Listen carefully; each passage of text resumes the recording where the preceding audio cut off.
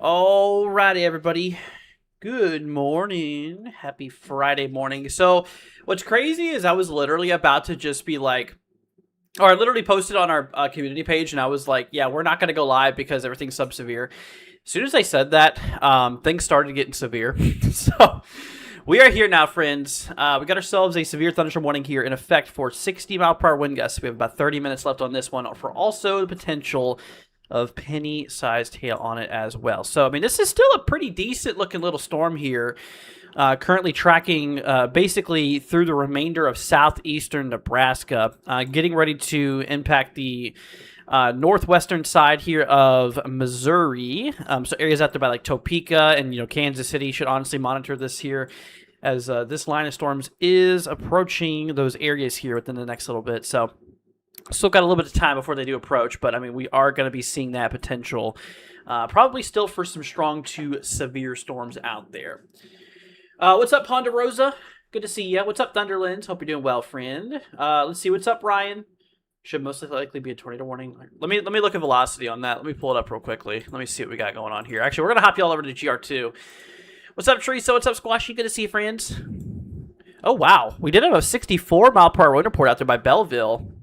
This is out here by Scandia, I think it is. I think that's how you pronounce that.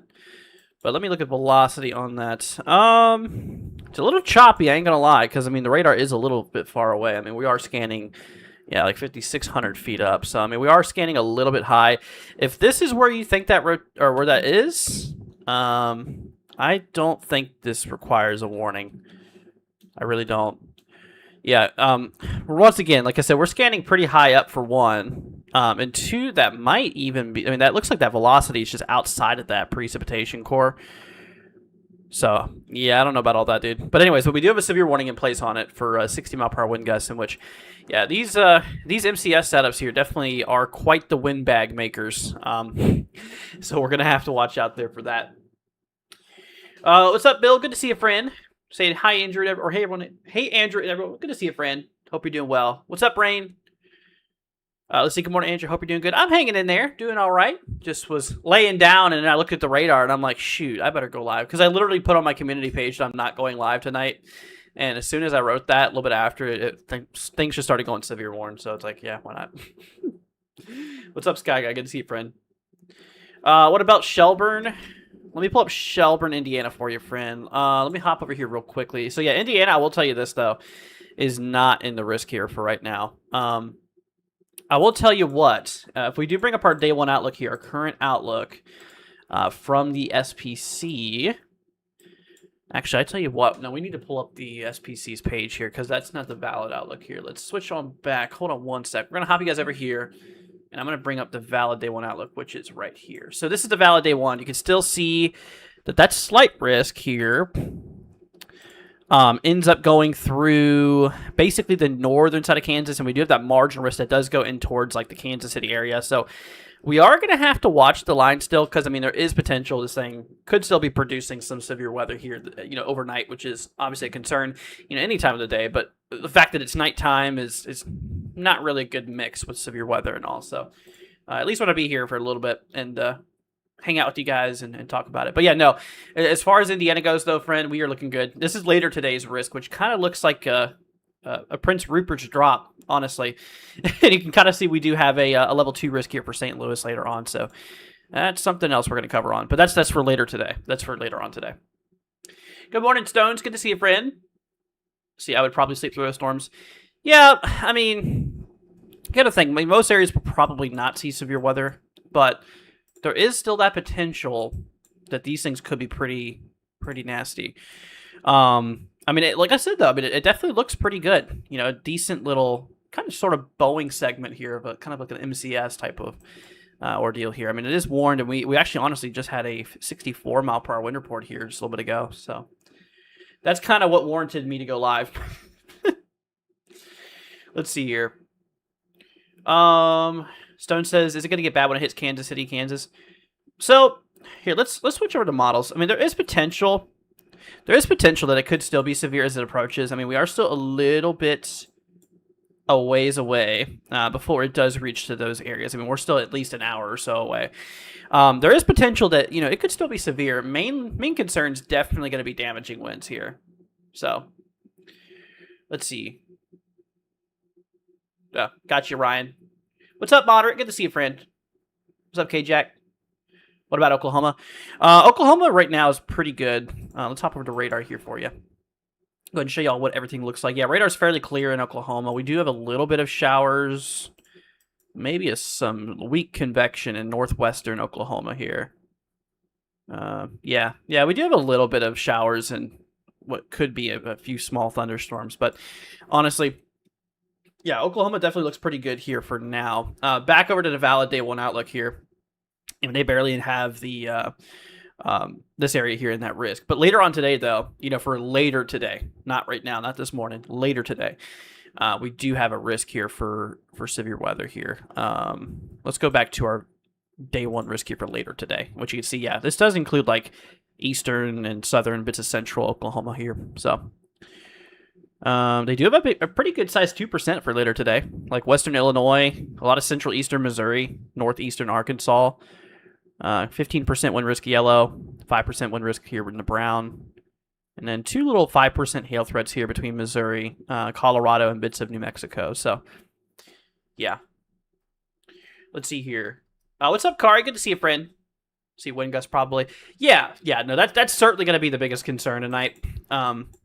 Yeah, potential damaging winds. I mean, like I mentioned not too long ago, we did have a 64 mile per hour wind report, which, you know, 64 mile per hour winds is definitely strong enough to cause big problems. You know, branches, trees coming down, which could fall on houses, you know, vehicles, power lines. I mean, it could be a big concern. And, you know, also in terms of, you know, seeing those winds that strong could also be a concern, you know, essentially for, you know, fine debris and stuff like that, which is why I tell you not to be anywhere near windows during these particular storms here. Anyways, but yeah, we have the severe thunderstorm warning here for northeast Wow, we just got a new report coming through. 61 mile per hour winds reported here in the storm. So it is absolutely still severe. This is out by Washington. Let's see here. 2 miles south of Washington, Kansas, here in Washington County, Kansas. So that is from a mesonet. So that is definitely a really high quality observation there, because, you know, mesonets are great. But anyways, but yeah, so definitely need to keep an eye on that. But yeah, this warning includes Marysville. Once again, this is northeast Kansas, including Hanover, Hollenberg, Marysville, Home, Waterville, Barnes, Greenleaf, Washington, Morrowville, Palmer, Lynn, Hotham, and Hollenberg. So just a bit of a heads up there. Yeah, we have 21 minutes left on that storm here. But you know what? We're still seeing active damaging winds being reported, you know, in that storm there. So let's see here. Is there tornado potential to storm? Less than 2% mainly, but I mean, it's not zero. It's not zero. It is unlikely, but you know, tornadoes can't be ruled out. I would say, you know, obviously the main thing we're tracking is damaging winds, but I wouldn't say it's impossible. All right, we just got a new warning for that storm here. Look at that. So this is a brand new severe thunderstorm warning for, once again, northeast Kansas, now extending eastward. So now the severe thunderstorm warning includes Frankfort, Winifred, Blue Rapids, Vermilion, Centralia, also including Cinca, maybe, St. Benedict, Baileyville, Axtell. So yeah, you guys are now in that new warning here. This is for 60 mile per hour wind gusts. I mean, it's moving pretty decent. I mean, it's moving east at 45. You know, it's not like super duper fast. It's not slow either. I mean, it's moving at a decent pace here. Let's see. What's up, Dan? Good to see you. Andrew, this is Dan. I'm in Topeka. Any imminent threat? Topeka, Kansas. As far as it goes for you guys, Topeka will possibly have some impacts here later on here. Let's bring you guys over to future models here real quickly. If we hop back over here to our future radar, you can kind of see this is where we stand now. Now, the current time is, you know, of course, like 2 o'clock in the morning here. Let's switch to the 0 Zulu run here of this. Yeah, so we're kind of roughly at this point in time, which, you know, this lines up fairly well. So here's the future radar. Here's the current radar. So you can see how this lines up fairly well. I mean, that's pretty darn close. But anyways, this is the model. You guys can follow the time up here. This is in Eastern time, by the way. So the people out here is in Central time. So just subtract an hour from what's shown up here. You'll get the Central time zone. Anyways, so yeah, we continue to work our way down in time here. You can see, I mean, this eventually will be impacting the Potica. I said Potica. Topeka area here. Oh my goodness. I've just been having the bloopers today, man. Earlier I had the shower blooper saying you should... Oh my goodness, I'm just losing it, you guys. I mean, in my defense, it is 2 in the morning here, so I might be a little sleep deprived. But Topeka should be getting the storm roughly around 3 a.m. Central or local time to you guys, 4 Eastern. So, I mean, it's still could contain some damaging winds at this point here. I mean, it is still going to be a fairly decent bowing segment as we approach these areas. You know, Kansas City maybe right around 4 a.m. Central. Which would be 5 a.m. Eastern time here overall. So, I mean, definitely still could be severe at that particular moment. As far as like the ingredients go, you know, for these storms here, let's pull up the Cape here. This is our instability, or you know, how unstable the atmosphere is. Here, let me pull up the the shower blooper was great. Yeah, that was something else, man. I tell you what, that was one of my ones that's going to haunt me for the rest of my life. Yeah, I mean, here's surface-based Cape. Let's do ML Cape here. So once again, this is our instability here. This is, you know, just how unstable the atmosphere really is. I mean, we do have a good 1,000 to, let's say, 1,500 joules per kilogram of ML Cape, which really isn't bad. I mean, it's a decent amount of instability. Let's grab a sounding in that inflow there. Holy curvy hodos. All right. So, yeah, we got some curvature on our hodographs. We got some pretty strong veering lower levels here. Great moisture, some dry mid-levels, decent instability. It seems there is a little bit of an inversion here, but, I mean, given how strong these updrafts are and all, I would assume that that should just pierce right through. But, I mean, not a bad environment, but I will say our mid-levels are pretty weak, though, as far as winds go. About 20 knots between... right around 20,000 feet. We're about 20 knots. It's crazy that our lower levels of 5,000 feet are almost twice as strong as the winds at 20,000 feet in that sounding. So it is pretty strong in the lower levels. That is for sure. Yeah, obviously we saw those dew points are already perfect. I mean, we have tons and tons of moisture out here, which is not going to be an issue at all. Yeah, dew points in the 70s. I mean, it's pretty darn muggy ahead of this line here. Anyways, friends, so yeah, we're watching Northeast Kansas if you're just tuning in here. Let's see here. You're not alone. Thanks, Grandma Julie. I appreciate it. Dan says you're doing good, brother. Should I be worried? I wouldn't be worried, but I would definitely monitor it if you can stay up for a little bit more. How much Adderall am I on? I'm not on Adderall. I am sober as can be, friend. That's kind of a weird question to ask. But anyways, we do have ourselves, though, a little bit of a concern for a couple damaging wind gusts in this area, so we'll have to monitor it. I would recommend that you stay up here for just a little bit until that storm passes. So, no, but Dan, I would not worry about this. No, you should be good, friend. But yeah, I tell you what, though, you know, in the current storms here, we do have some reports of damaging winds here. Let's see, 64 mile per hour winds was reported a little bit ago between Bellevue as well as, let's see here. Is it Scandia? I think it is. How much caffeine am I on? Not enough. Not enough. But yeah, we do have 61 mile per hour winds was recently reported south of Washington here. Let's see, where was that at? It was in, oh yeah, Washington County. And Washington County, Kansas. So, but they did recently extend this warning here eastward. So for northeastern Kansas, this does include Blue Rapids, Frankfort, out there by Vermilion, Centralia, let's see, out there by St. Benedict, Baileyville, Axtell, and of course the other warning includes Holme, Marysville, Marietta, Oquito, Herkimer, I think it is, Waterville, Barnes, Greenleaf, and Lynn. Also Palmer included there too.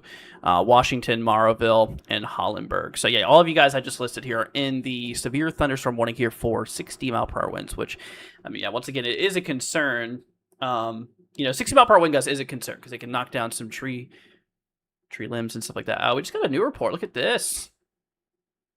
Goodness. See, a personal weather station reported 59-mile-per-hour winds here. So that's out there by Marysville.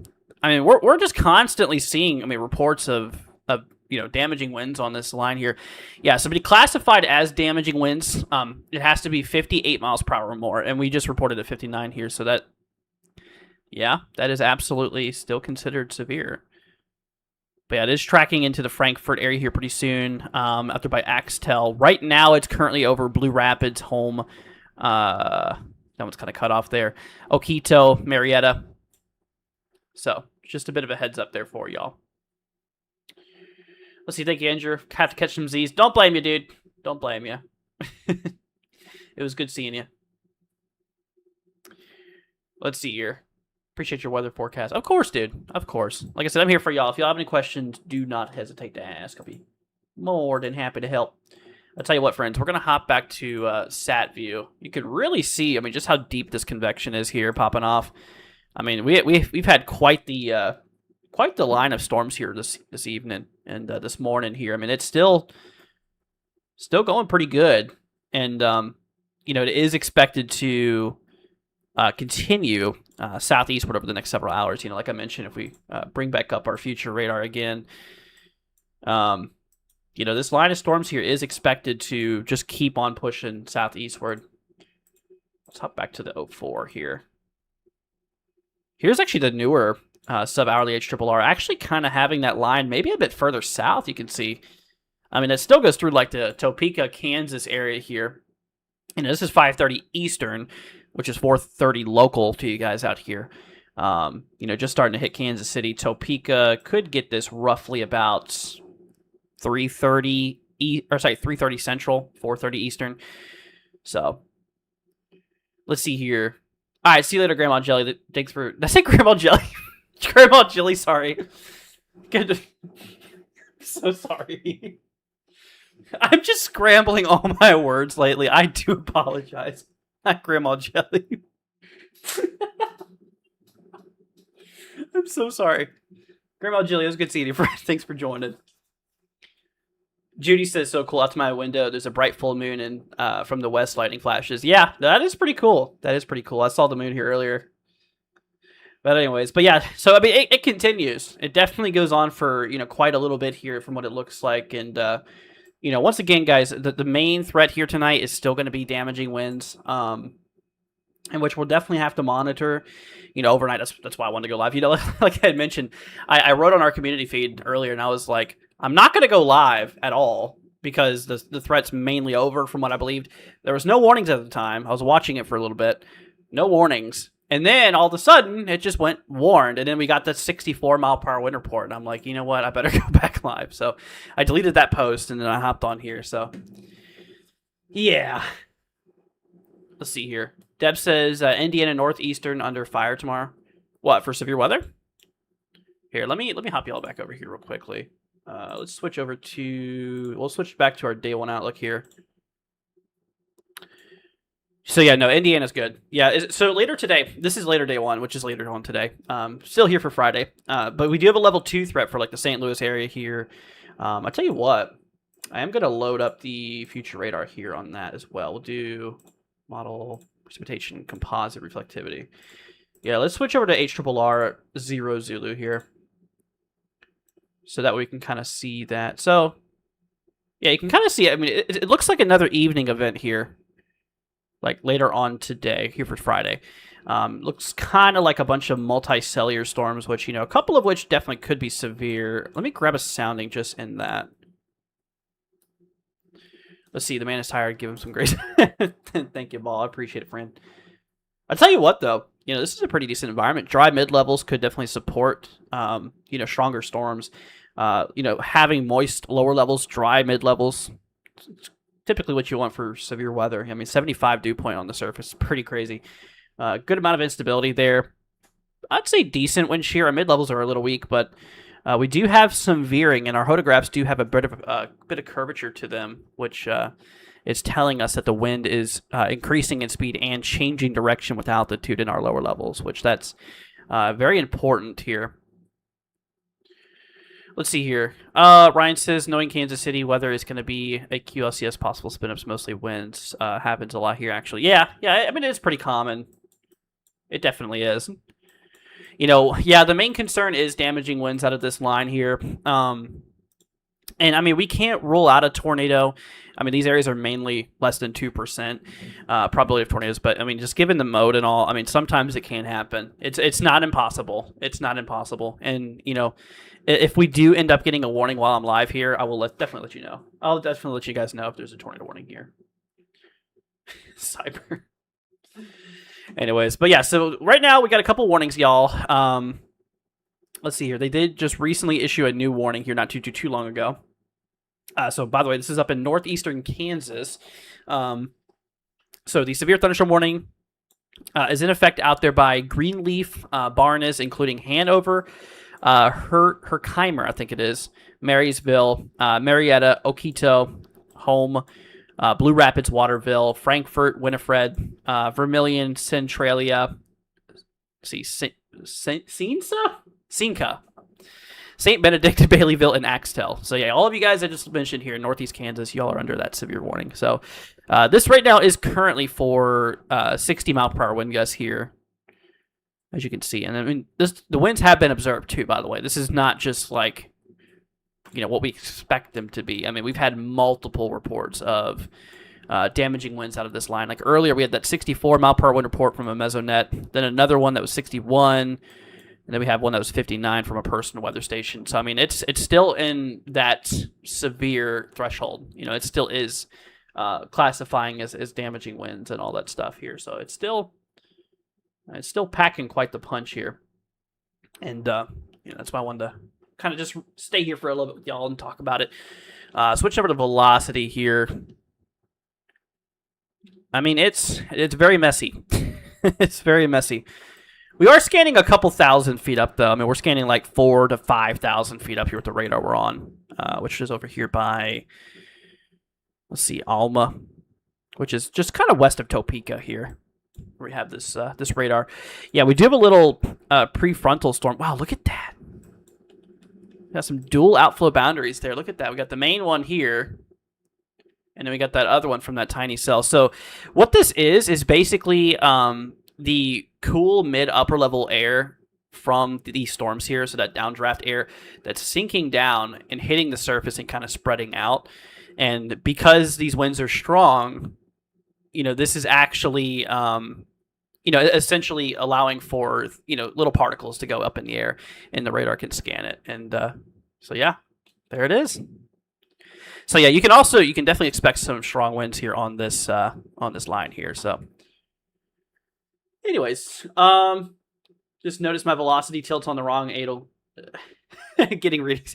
Yeah, the angle really does matter quite a bit as far as it goes to, you know, how far you're looking up in the storm. Because, I mean, you could be at like a 2.5 degree inclination. You'd be scanning those pretty high levels. Or you could be at that 0.5 0.5 degree, which is fairly shallow. But even then, if you're on the 0.5, if you are downrange, like if you are, you know, a good 50 or so miles away from the storm, I mean, you're still scanning pretty high up in that storm. And a lot can happen between the surface and that, you know, that altitude there. So let's see here. Cybertruth says the merge link is broken. Is it really? I literally just fixed it the other day. Let me pull it up. No, still works for me, man. Got some cool radar shoes. Yeah, I probably need to. I'm gonna add some more stuff to it here soon. But yeah, it should still work if you guys click on the pinned comment there. Try clicking the pinned one. I haven't fixed it. I haven't fixed it on Nightbot. Click on the pinned comment. That's why you probably clicked that one. Let's see here. What's up, Chrissy? Good to see you, friend. Hope you are doing well. But anyways, let's hop over here. I'll tell you what. We're gonna hop over to meso analysis here. I do want to pull up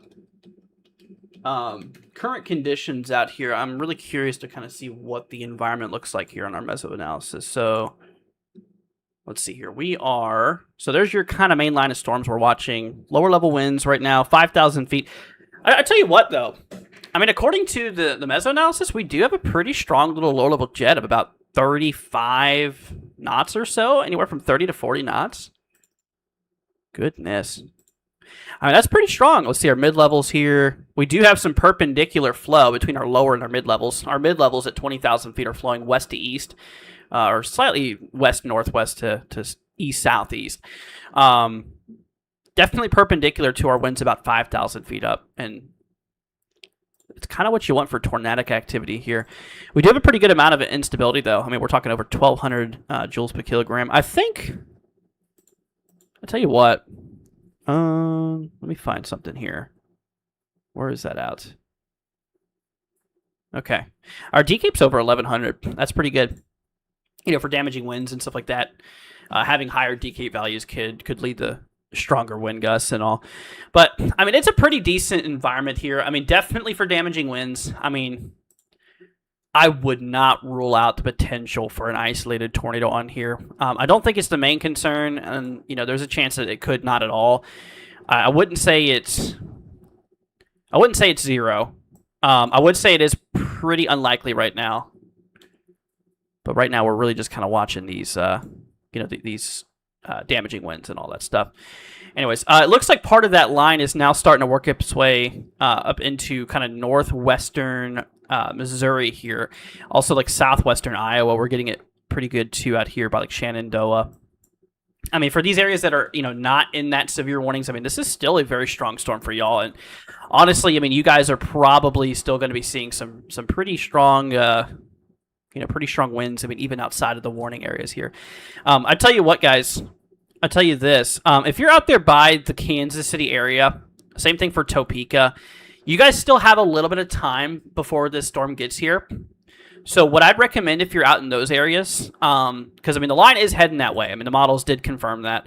And it's on radar. It's obviously tracking in that direction.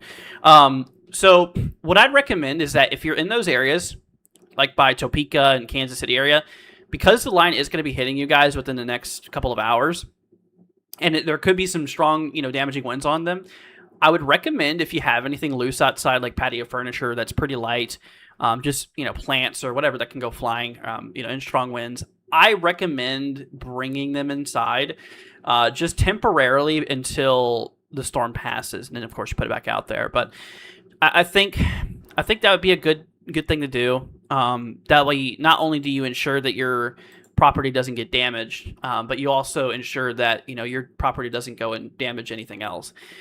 Because, winds of this magnitude, I mean, is absolutely strong enough to, allow things to go airborne, and which could hit windows and all kinds of stuff, which is not good. I mean, it's kind of another thing, is the winds of this magnitude can knock down branches, and of course, trees themselves even, which could fall on houses and power lines and stuff like that. So it's really recommended, if you're in a warning like this, that you should really go to probably more towards the middle portion of your home. Just stay away from windows. That's really the main thing that I would heavily suggest, is that you just stay away from windows, because of that flying debris concern and all that stuff.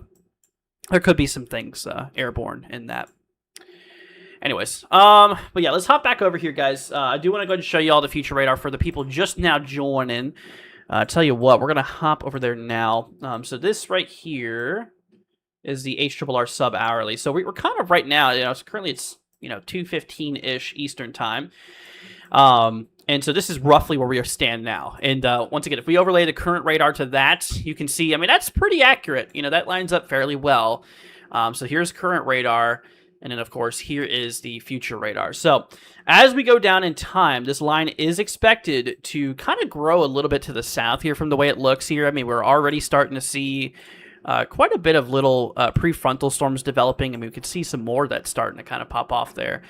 According to the models, this thing does grow a little bit further south. I mean, over here in even central, Kansas, we do have some convection out here, which is, sub-severe right now. Not anything concerning, just some storms. And honestly, it kind of already looks like it's starting to do that now that I look at it. You see how there is more convection starting to pop off out there by like, Brookville area, out there by like Frederick. And so the models have this thing just kind of growing into a line as it works eastward. So Hopping back over to future radar here, I mean, this is right around like 4:15-ish. You can kind of see Topeka getting hit, which would be 3:15 local to Topeka. 3:15 Central Daylight Time, 4:15 Eastern Daylight Time. And then, of course, it continues to work eastward, hitting Kansas City sometime between 5 and 6 Eastern, which would be 4 and 5 Central. So it's definitely going to be quite an interesting setup here. I mean, just to kind of monitor here. I mean, it is kind of a windbag, is kind of the main concern that we have on it. You can kind of see where that low is up there by like southeastern South Dakota there. I wonder if we can see that on meso analysis. Let's pull that back up here. Surface. Let's change up north a bit. Yeah, there you go. There's your main low right there, southeastern South Dakota. So that's the main driver of all. That's where your main system is here. But I tell you what, though, I mean, it's not really a bad little environment there. I mean, we got some curvy hodos on here too. Like I mentioned, I would not rule out the potential for a brief tornado. But anyways, yeah, hopping back over here to our current warnings, they did just cancel that severe thunderstorm warning for the Washington area here. We still do have a severe thunderstorm warning here for northeast Kansas, including Lynn, Greenleaf, Barnes, including Waterville, Blue Rapids, Frankfort, Vermilion, Centralia, Baileyville, St. Benedict, Axtell, let's see, after by Home, Winifred, Marysville, Herkimer, Oquito, and Hanover. So all those areas I just mentioned is indeed inside of the severe thunderstorm warning here. We've about 13 more minutes before this warning expires. We'll see if they end up extending this warning anymore. But it is currently in effect, for the next 13 minutes. So we have just a little bit more to go.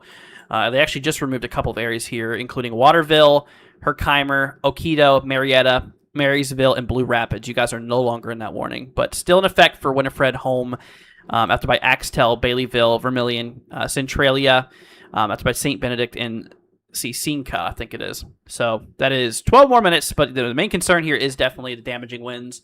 60-mile-per-hour wind gust is indeed a concern here. And we've been seeing constant reports here from this line, of damaging winds being confirmed by by weather stations and all. So, I mean, it's certainly packing a punch. Then, of course, you can see here for areas like southeast Nebraska. I mean, this thing's closing in on the end of Nebraska here. Currently strung out by Salem, out by Dawson, Pawnee City, Sherbert, including like Stella and Barda. Or is it Barada? Barada, I think it is. And, of course, now starting to work its way into northwestern Missouri and, like, southwestern Iowa here. So, I mean, like I mentioned, even for these areas that aren't currently severe warned, I mean, we're definitely still seeing some pretty strong wind gusts there on that part, too. I mean, I would not be surprised if these winds are still anywhere from 30 to 50 miles an hour, even outside of the warnings up here. Not looking forward to the storm. I get it, but I'm sure everything will be all right, y'all. I just want to be here just in case if any tornado warnings get issued, and of course to go over the current warnings we do have with you guys to kind of show y'all where everything is at. So, let's see here. Wes says, what states is that warning for? The current warning is in northeast Kansas. This is for Frankfort area here, including Axtell, after by Home, Baileyville, St. Benedict, and Centralia, which is currently warned for 60-mile-per-hour winds. I tell you what, we're going to hop back over here to the long-wave IR satellite view. And, I mean, we're definitely still seeing that deep convection here on the IR scan here. The cool thing that they've added is in this program I have, they ended up adding, let's see here. Oh, did I not update it yet? Shoot, I didn't update it on this one. Well, anyways, here in the next stream, we'll have that. I tell you what, friends. Here's what we're going to do. I'm going to restart this program, because there is an update out now that has 3D radar, 3D satellite, which we'll bring up here in a minute. But anyways, yeah, just a bit of a heads up, guys. Let's see, we just have a little bit longer on this one, about 10 more minutes before that gets expired. But we'll see if they end up extending that or not here. Anyways, hopping back over here, let's try that again. We're going to go back over to the long-wave IR satellite view. And I can indeed pull up our, here we go, 3D radar, or 3D satellite view, which we'll go ahead and load here right now. So you can kind of see more of a detailed view of it. I mean, obviously, this is not to scale of how high these actually are, but I mean, it's definitely pretty decent as far as the convection goes. I mean, we're still seeing that heavy convection just continually push its way here to the southeast and all. And, like we had mentioned here, once again on the future radar and all, like, looking in the future here, this will continue pushing southeastward here, over the next little bit, in which, eventually is going to work its way out there by like the Topeka area, sometime around, 3 a.m. Central, maybe a little bit, it could be a little earlier, a little bit later, roughly around there. And then Kansas City a little bit later, it looks like maybe more towards 5 a.m. Eastern, 4 Central or local, which, like I said, could be a little sooner, a little later. That's just kind of when this model specifically kind of shows that rolling into that area. And then, of course, as we go through the morning, that line will go through like central Missouri here as well, and even rolling its way into like western Illinois and all for later on today. And, like I mentioned, as far as like the severe weather threat goes and all, I mean, this is not the current day one outlook. This is for later on today. Okay, we got a new warning. I'm going to pull it up here in a second. But this is for later today, later on this afternoon, this evening, because we're going to have more storms popping off here, which all hazards will be on the table here. All right, so they just issued a brand new severe thunderstorm warning here for northeast Kansas. So we still have that one warning in effect for Frankfort, home, out there by Axtell, Cicinca, and Centralia. But they have a new warning now in effect, still for northeastern Kansas. Let's see, this includes Wheaton, Duluth, Circleville area here, Corning, Goff, Kelly, Wetmore, Netawaka, including Powhatan, however you pronounce it, Hiawatha, I think it is, Padonia, Reverse, Morrill, let's see here, Hamlin, Sabetha, I think it is, Oneida, Byrne, and Fairview. So you guys are now under that severe thunderstorm warning here for same thing, 60 mile per hour wind gusts here. Impact, expect damage to roof, siding, and trees. And I mean, there could be some small hail on this, but yeah, hail's not going to be a problem with this storm here, really. I mean, it's not impossible. We could see some tiny pieces of hail out of it, but it's not going to be large enough to really do anything. Once again, solely the concern on this storm here is 100% going to be, the damaging wind potential here. And, like we mentioned, I mean, the way that the radar is showing, you can see that we're starting to get some new growth down here out by like Salina, Kansas. And, I mean, the models did pick on that, did pick that up here and saying that, this thing is going to be growing its way here to the south a bit. And, of course, which is going to kind of just form into a larger line, as the system does work its way here to the east, relatively eastward. So, like we mentioned here, areas up by, Topeka, Kansas, Kansas City, Missouri, and, of course, Kansas. Just monitor this here. This is going to be rolling through a little bit later on within the next couple of hours. So, once again, I mean, if you want to, and, what I would recommend is if you have anything that's loose outside, if you're in those areas, to go ahead and bring them in. That way they don't go airborne or, you don't damage them or lose them. So, really what I'd recommend you guys do, because, I mean, like I said, I mean, these storms have absolutely been constantly reporting, damaging winds on them. Like earlier out by Belleville, we had a 64 mile per hour wind gust in that storm, then a 61 out by Washington, and then more recently we had a 59 out there by Marysville. So, I mean, it is still considered severe. It is still absolutely a concern here for damaging winds. And, like we mentioned, even those areas that are not in the warning, I mean, these are still areas that are likely seeing some strong winds. I mean, we're likely still dealing 30 to 50 mile per hour winds in these areas here too. So, that's just kind of a thing with these, kind of MCS type of setups here is that, damaging winds is usually the main dominant threat, which is what we're looking out for. But, tornadoes and all, like we'd mentioned, tornadoes are fairly unlikely, but I would not say it's impossible. Let's see here. Sister says, and I'm not looking forward to it. Is there any tornado potential? That's crazy. You just said that. I literally just said what the tornado potential was. No, tornado potential is very low. And honestly, I believe less than 2% in all these areas here. Valid day one outlook, I don't believe even has this area here in the 2%. Yeah, no, that's only for like central and eastern Nebraska. I mean, our kinematics support it. Tornadic activity. I think a lot of it's lower level issues. So, I mean, I think it's unlikely that we will. I wouldn't say it's 0%. I would say it's less than 2%, honestly. So you're behind in the stream. You're good. You're all good, friend. Yeah, there's a little bit of a delay to the stream too, so that kind of adds to it. But no, I think tornadoes isn't going to be much of a concern tonight. Damaging winds will be, these winds, I mean, they could be capable of 60, I'd say to 70 mile per hour winds tonight within some of these storms. And, that is absolutely strong enough to cause some issues. 60 mile per hour winds, once again, can bring down some trees, branches even, which could fall on houses, cars, mobile homes. I mean, it's not good. And that could also knock down in power lines and all kinds of stuff too. So wouldn't be surprised if, some of these areas definitely do see maybe some power outages and all that stuff. What's up, Overbuilt? Good to see you, friend. Hope you're doing well. Sister says, LOL, thank you. You're good, friend. No problem. Yeah, guys, if you all have any questions, please do not hesitate to ask. I am more than happy to be here for you guys. And if y'all are new to the channel, consider leaving a like, hitting a subscribe button too. It'll be much appreciated. I'm not going to make y'all do it. But just know that, whenever there's severe weather going on, I'm usually live, doing some updates and all for you guys. So I will be here for y'all. But just want to say thank you all for joining us tonight. All right, I'll tell you what, y'all, we're going to hop back here. There is one thing I do want to talk about here, and that's actually the potential for flooding here, because we do have a pretty big risk here for flooding across these yellow areas here. This is telling us that we have at least a 15% chance of flooding across every 25 miles here in the yellow region, which that includes a lot of South Dakota, Minnesota, Iowa, bits of Missouri, Kansas, Nebraska.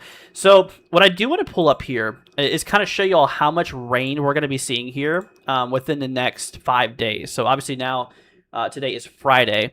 So basically from today until Wednesday, I'm going to go ahead and show you guys basically how much rain we could see here from the WPC QPF here. So this is days 1 to 5 as far as how much rain we could see for some of these areas out here. Because, I mean, honestly, we are definitely expecting there to be, a pretty heavy amount of rain here and all. Did my program crash on me? I think it did. Lovely. Yeah, let me restart that for you. We'll pull it up here in a second. But some of these areas are absolutely still expected to get some pretty heavy amounts of rain and all that stuff here. All right, let's try this again. Maybe we'll get it this time. We'll do this. We'll go back to NOAA, WPC, QPF for the days 1 through 5. And now we should be good here, which should load here any second. But yeah, we are going to be seeing, several inches of rainfall across some of these areas here, in which we'll definitely have to look out for. I think WPC is broken right now. I genuinely think it just keeps on crashing my my program here. All right, well, maybe we'll try days 1 through 3 here. But first of all, once again, everybody, hopping back up into northeast Kansas, you can see where this line is here now. We do have a severe thunderstorm warning in effect for areas out by Powhatan, including the Wetmore area, Circleville, Soldier, out there by Wheaton, Corning, out there by Oneida, Bern, Morrill, see Hiawatha, maybe, Fairview, and Reserve. You guys are now under a severe thunderstorm warning here for 60 mile per hour wind gusts here. And once again, this line of storms has, in fact, had multiple reports where damaging winds have been indeed observed. So definitely need you guys to, really watch out for that, which, is a concern, like we'd mentioned, because trees, power lines, stuff like that can come down. And, there can be some flying objects, unsecured light objects could definitely go airborne. Absolutely, especially with a lot of surface area. Anyways, all right, let's try this again here. We're going to take three times the charm, they say. So let's head over here. We're just going to do days 1 through 3 at this point. This is from now until Sunday, basically. So far, okay. Well, that didn't work. I literally think it just glitches. I might need to report that to the people here, because, yeah, people over at Aguacero are absolutely amazing. They're actually our sponsor here. You guys can see in the bottom left there. This is actually the program that we're using here. I'm going to have to let them know about that. I think that's a new update that they pushed. Might have glitched it or something. Anyways, hopping back over here, though, I do want to bring up the long wave IR satellite view, because, this is currently where we stand here. With the satellite view, you can see we are absolutely seeing some heavy convection here popping through, still across bits of like southeastern Nebraska, of course, going into like northeastern Kansas and all, which is, currently where we do have all these warnings all in at. We've just been seeing a train kind of reports coming through here. Like a little bit ago, we had out there by Bellevue, we had ourselves a 64 mile per hour wind report here, and a little bit ago we also had a 61 mile per hour wind report, and then more recently we had that 59 mile per hour wind report out there. So it's definitely still packing a punch here, and you can see Topeka's down here, Kansas City's over here. The models do project this line of storms impacting these areas here in the next little bit. So I definitely would recommend that you guys, just start keeping an eye out there for this. If you're across these areas, if you know anybody out here, just give them a heads up. I mean, honestly, send the stream to them. That way that they can, they can be weather aware and that they can see what's going on here as well. Let's see, I'm pronouncing it right. Thank you, Matt. I appreciate the 100, friend. Thank you. But anyways, yeah, that's kind of what we're looking at here.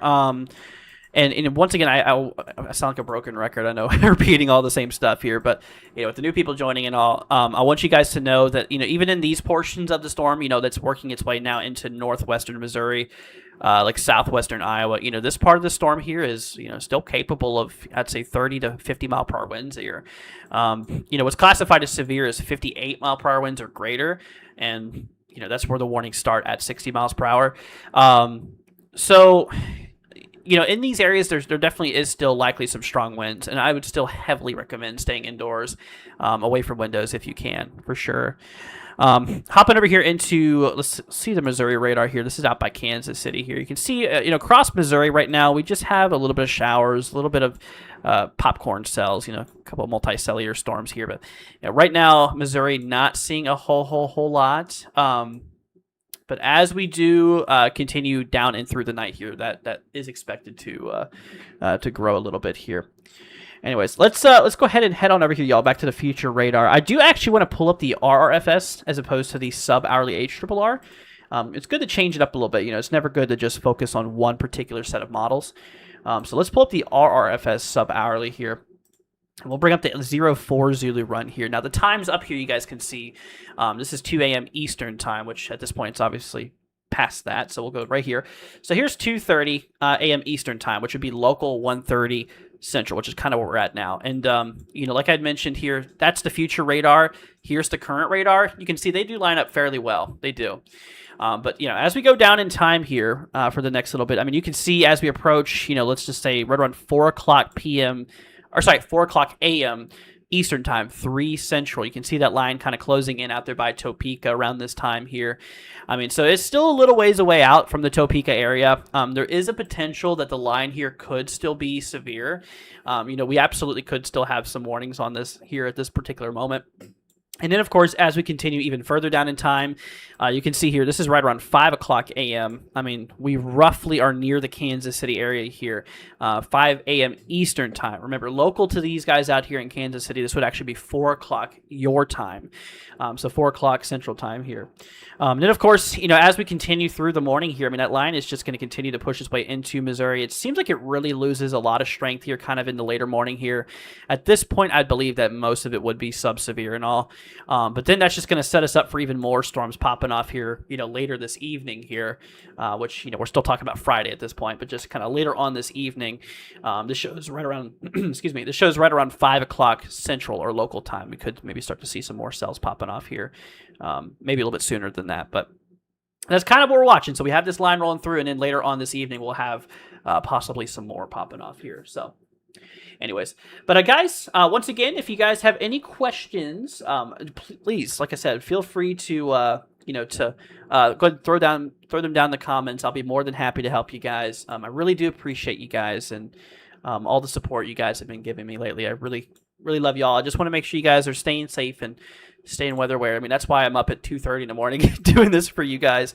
And, for the people who help donate and support to us, you guys allow us to keep doing this. So I just want to say thank you to all the people who do consider supporting us directly. I just want to say thank you all for that. And I really do appreciate it because, you guys definitely make this possible here overall. So let's see here. Sister, thank you so much for the flower, friend. I really appreciate you. But anyways, y'all, hopping back to Northeast Kansas. Yeah, we do have a severe thunderstorm warning in effect here. This includes the Goff area here. This is out there by Wheaton, including the Circleville area, Soldier, Wetmore, Corning, Centralia, Vermilion, Axtell, Seneca, I think it might be that one. That one I'm not too sure on. Out there by Oneida, Bern, Fairview, Powhatan, out there by Morrill and Reserve. So this is that current warning that's in effect here. We have just a bit longer on this one. We have about 25 minutes left on this warning here. And this is warned for 60-mile-per-hour wind gusts, which, once again, is absolutely strong enough to, produce, some concerns, such as trees coming down, even branches and all could fall on houses, could fall on mobile homes and stuff like that. So definitely need to watch these. And what I recommend that you guys do if you're in these warnings, for 60-mile-per-hour winds is to go indoors or stay indoors, obviously, and stay away from windows if you can. Stay well away from windows and kind of maybe more towards a room that does not have windows, or, maybe more towards the center of your home would be a better thing to do, just to ensure your safety. Because, there is potential for damage, with winds like this. They did cancel the warning out there by Home and near Frankfurt. Frankfurt's still barely in there. Out there by Winifred, we still have that, they just canceled that for those areas there. But, like I mentioned, right now we're starting to see that storm working its way up into northwest Missouri, still cruising through southwest Iowa, in which, these are not currently severe over here, on the top of that line. But I tell you what, though, these are still likely producing some pretty strong winds of 30 to 50 miles an hour, even up just north of this. So, definitely still is pretty strong out there. Let's see. Melanie says, "I appreciate you coming on this time." Of course, friend. Of course. I'm really happy to be here for you guys. How's the lightning with these storms? Well, I'll tell you what. Why don't we look? Let me pull this up for you, friend. Let's hop on over here. COD Meteorology has a great GLM, system here. Let's hop on over there. So there's that main convection that we have here. Let's zoom in maybe a little bit more. So there you go. There's that main convection there. Let's do data toggle. Turn that off for now. Product overlays goes, and we'll switch over to GLM flashes. There you go. So each one of those little plus signs that you see, that's lightning activity. Let me go a little closer. Go a little bit closer. We'll get rid of the data toggle. So, there definitely is a pretty good amount of lightning here on this. Is to be expected. We do have a relatively unstable environment out here, decent lower level wind shear. I believe there is some dry mid levels that we looked at in the soundings we pulled a little bit ago. I do believe so. But overall, it's pretty decent. We do got a pretty decent amount of lightning activity on it, and you can definitely see what the we're still having that heavy convection, and the lightning is the heaviest where we have some of that deepest convection out there, which is pretty typical, and a lot of lightning still indicates that it's a pretty strong storm. Absolutely. But yeah, so we still have just a little bit longer on this one warning here, 20 minutes or 21 minutes to go here, so we're just going to keep y'all in the loop here. Let's see here. Switching. Actually, I want to pull up the KTWX radar here. This is right up on the storm. I want to pop up into velocity. So I don't see any rotation or anything going on. There's a big mess over here, though. That's a good thing. Once again, we're not really expecting a whole lot of tornadic activity here with this, but I wouldn't say it's zero. I would say it's very unlikely that we get any tornadoes out of this here. But I think the main concern is, 100% going to be damaging winds, but I would say tornadoes are very unlikely. I wouldn't say they're impossible. So, but that is currently what we are watching here. Let's switch on back over here, y'all. I'll tell you what, we're gonna pull back over here to the models. Actually, no, let's do mesoanalysis real quickly. Kind of looking at those current conditions here. So let's switch on down a little bit further south here. So yeah, there's that kind of Boeing MCS that we have here. Which is working its way through northeast Kansas right now. So like we had mentioned, our ML Cape is well over 1,400 joules per kilogram, which, that's a fairly unstable environment. Now, I've obviously seen way more unstable environments, when doing our coverage and all, but it's enough. Certainly is enough. And we do have a decent little decent little low-level jet here as well. I mean, we do have some pretty strong flow from southwest to northeast here, about 35-ish, 30, 35, 40 knots in some areas here. Which, I mean, is definitely pretty strong. It is some pretty strong inflow. This is bringing in a lot of moisture-rich air, which is, in gaseous form, which eventually, as it condenses, it turns into liquid form. But this is just supplying a lot of air to these storms here, which supplies a lot of moisture. Helps transport that moisture into those storms, and we do have a decent lower level jet here. But our mid level jets, that's at about 5,000 feet, by the way, which is pretty shallow. But going up to 20,000 feet, our winds are in fact perpendicular, so they are kind of going from the west northwest relatively to the east southeast. So not only are the winds the opposite, not only are they perpendicular, but they're also weaker, which is not typically what you want. I mean, for tornadic activity and all, you want those winds to increase, in addition to changing direction with altitude. So it's a good thing that it's weaker. So we do have some decent lower level winds. We do have a good amount of instability, great moisture. These are very strong, storms still, in this environment, but like I said, organized tornadic activity, I really don't think so. Let's see here. Sister says, any hail? That's my last question, I promise. No, it's fine. You can ask as many questions as you want. And as far as hail goes, not really much of a concern right now. I mean, we could have some small pieces of hail. They did mention that we could see hail up to penny size, which, I mean, is possible. But, even if we did achieve penny-sized hail, that's not a concern really at all. See, hail starts to become a problem when we are at quarter-sized or 1 inch in diameter or larger. That's when hail starts to be an issue. But up to penny size, nah, that's not really going to be much of an issue. Hail that small is not really much of a problem and doesn't really have enough impact force or kinetic energy really to cause any damage. It wouldn't really pose much of a concern. But once again, the damaging winds, that's where the main concern really is here. So, I mean, there could be a little bit of hail in it, not anything concerning enough to be, to constantly be talking about it. But once again, main thing is just damaging winds. Let's see, it's Kansas. It will probably hail for a little bit. It always does. Yeah, but you got to remember, this is also late night convection too. Peak heating is long ago. And, those updrafts, in theory, should not be as strong enough to support hail of large size. Whenever we have, essentially having, large hail, really big pieces of hail, you need a strong enough updraft to loft that hail and hover it into the storm and just continuously building on more, rapidly cooling water there, which freezes. And then at the point where either A, the updraft weakens, or B, the hail gets too big to where the updraft cannot support that size of hail anymore, it starts to fall. Or it just kind of rolls off the side of the updraft, which that's also possible. Let's see. Got it. Damaging winds and lightning. I hate lightning lately. Yeah, I hear you. I get it. Now, lightning can be pretty darn scary. I live here in Florida, and we get some pretty good lightning storms every once in a while, and don't get me wrong, I have a love-hate relationship for lightning. It's so cool, whenever you expect it to happen. But that's the problem with lightning, is it just comes out of nowhere. And if it hits close by, you have no time to react to it. It is instant, bright flash and loud bang. It's crazy. Let's see. Sarah Ann says, what about Cadillac, Michigan? How's it going to look for tomorrow? I got you, friend. Let me hop over here real quickly for you. Cadillac, Michigan. You guys are up in the kind of northwestern side.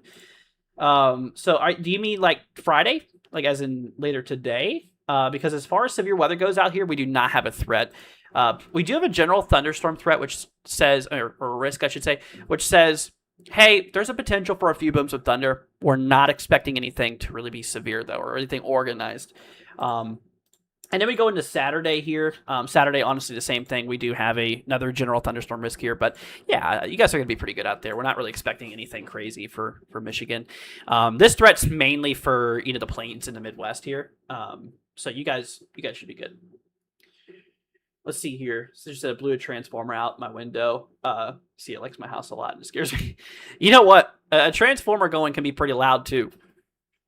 Absolutely, especially lightning itself or thunder that comes from the lightning is pretty darn loud, especially with those close strikes and all. Whew. Positive CGs, pretty close. Yeah, they're pretty rough. Anyways, friends, so go back over this warning here. We do have a severe thunderstorm warning up in northeast Kansas. This is not too far from Topeka at this point. You can see here's Topeka over here. I mean, that line is definitely getting closer. I mean, it's still a little ways away. But we do have that severe thunderstorm warning in effect out there by the Wetmore area, including Wheaton, Vermilion, Oneida, Bern, Reserve, Hiawatha, including Fairview and Powhatan. I think I mentioned golf already. You guys are in that warning too. But this is a severe thunderstorm warning in effect here for 60 mile per hour wind gusts here. And we could see, like I mentioned, we could see some hail up to penny size, but don't worry about that. That's not going to be much of an issue. Okay, whoa. Ladies and gentlemen, wow. Holy crap. Okay, we are getting a lot of reports coming in here of damaging winds on this line. 66 mile per hour winds was just observed in the storm here up there by Hiawatha. Wow. Personal weather station. Another personal weather station, 58. Those are both considered damaging. Another 60 mile per hour wind report out there by Corning here. This is from Train Spotter. And another 59 mile per hour wind gust out there as well. Goodness. All right. She's still kicking. Oh, and they just issued a new warning for 69 mile per hour wind gusts. Look at this. Hiawatha reported a 68 mile per hour wind. That says 66. Huh. See, moving east at 80 miles an hour. Man, I tell you what, dude. Those lower levels they're screaming. I mean, 80 mile an hour storm movement, that's pretty quick. That's crazy. Crazy? That's a new word. That's crazy is what I meant to say. I tell you what, though. It moving that fast, it won't take long to start reaching like St. Joseph area here in Missouri. I mean, you guys are kind of in the line of these storms here. See, new warning added on. I read 70 miles an hour. I think it's still 60, right? Yeah, hazard 60 mile per hour wind gusts. Yeah, both of these are still warned for 60. I would tell you what, though, I wouldn't be surprised if they, I think they probably should put a 70 on that one because, I mean, we just reported 68 mile an hour winds on that. Like, they even mentioned that, so, I mean, that's already near 70 mile an hour winds there. And like I'd mentioned, guys, for these areas here too, that's not in the warning, just kind of in the far northwestern side here of Missouri. I mean, even these areas here, are likely still seeing some strong winds. I'd say between 30 and 50 miles an hour. I mean, going up into, northwestern Missouri and, of course, like southwestern Iowa here. I'm sure there's still some pretty strong winds going on out there, but my goodness, boy, did we just get attacked by a whole bunch of reports here. Oh, my goodness. Yeah, like I said, we had a 66 mile per hour wind report come through, 58, a 59, and a 60. So those are all damaging winds. Is this a Bow Echo? It is kind of a Boeing storm. Kind of a we call it MCS, just kind of a big clump of Boeing storms here. It's definitely a windbag, to say the least.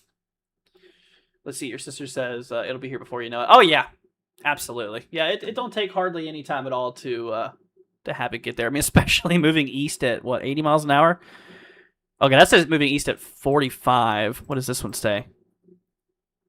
Moving southeast at 45. Didn't it just say 80? They must have updated that. Yeah, moving east at 45. You know what? That might have been a typo that they quickly corrected. I was going to say 80. That's pretty crazy. I tell you what, though. I mean, it is still moving pretty decently fast.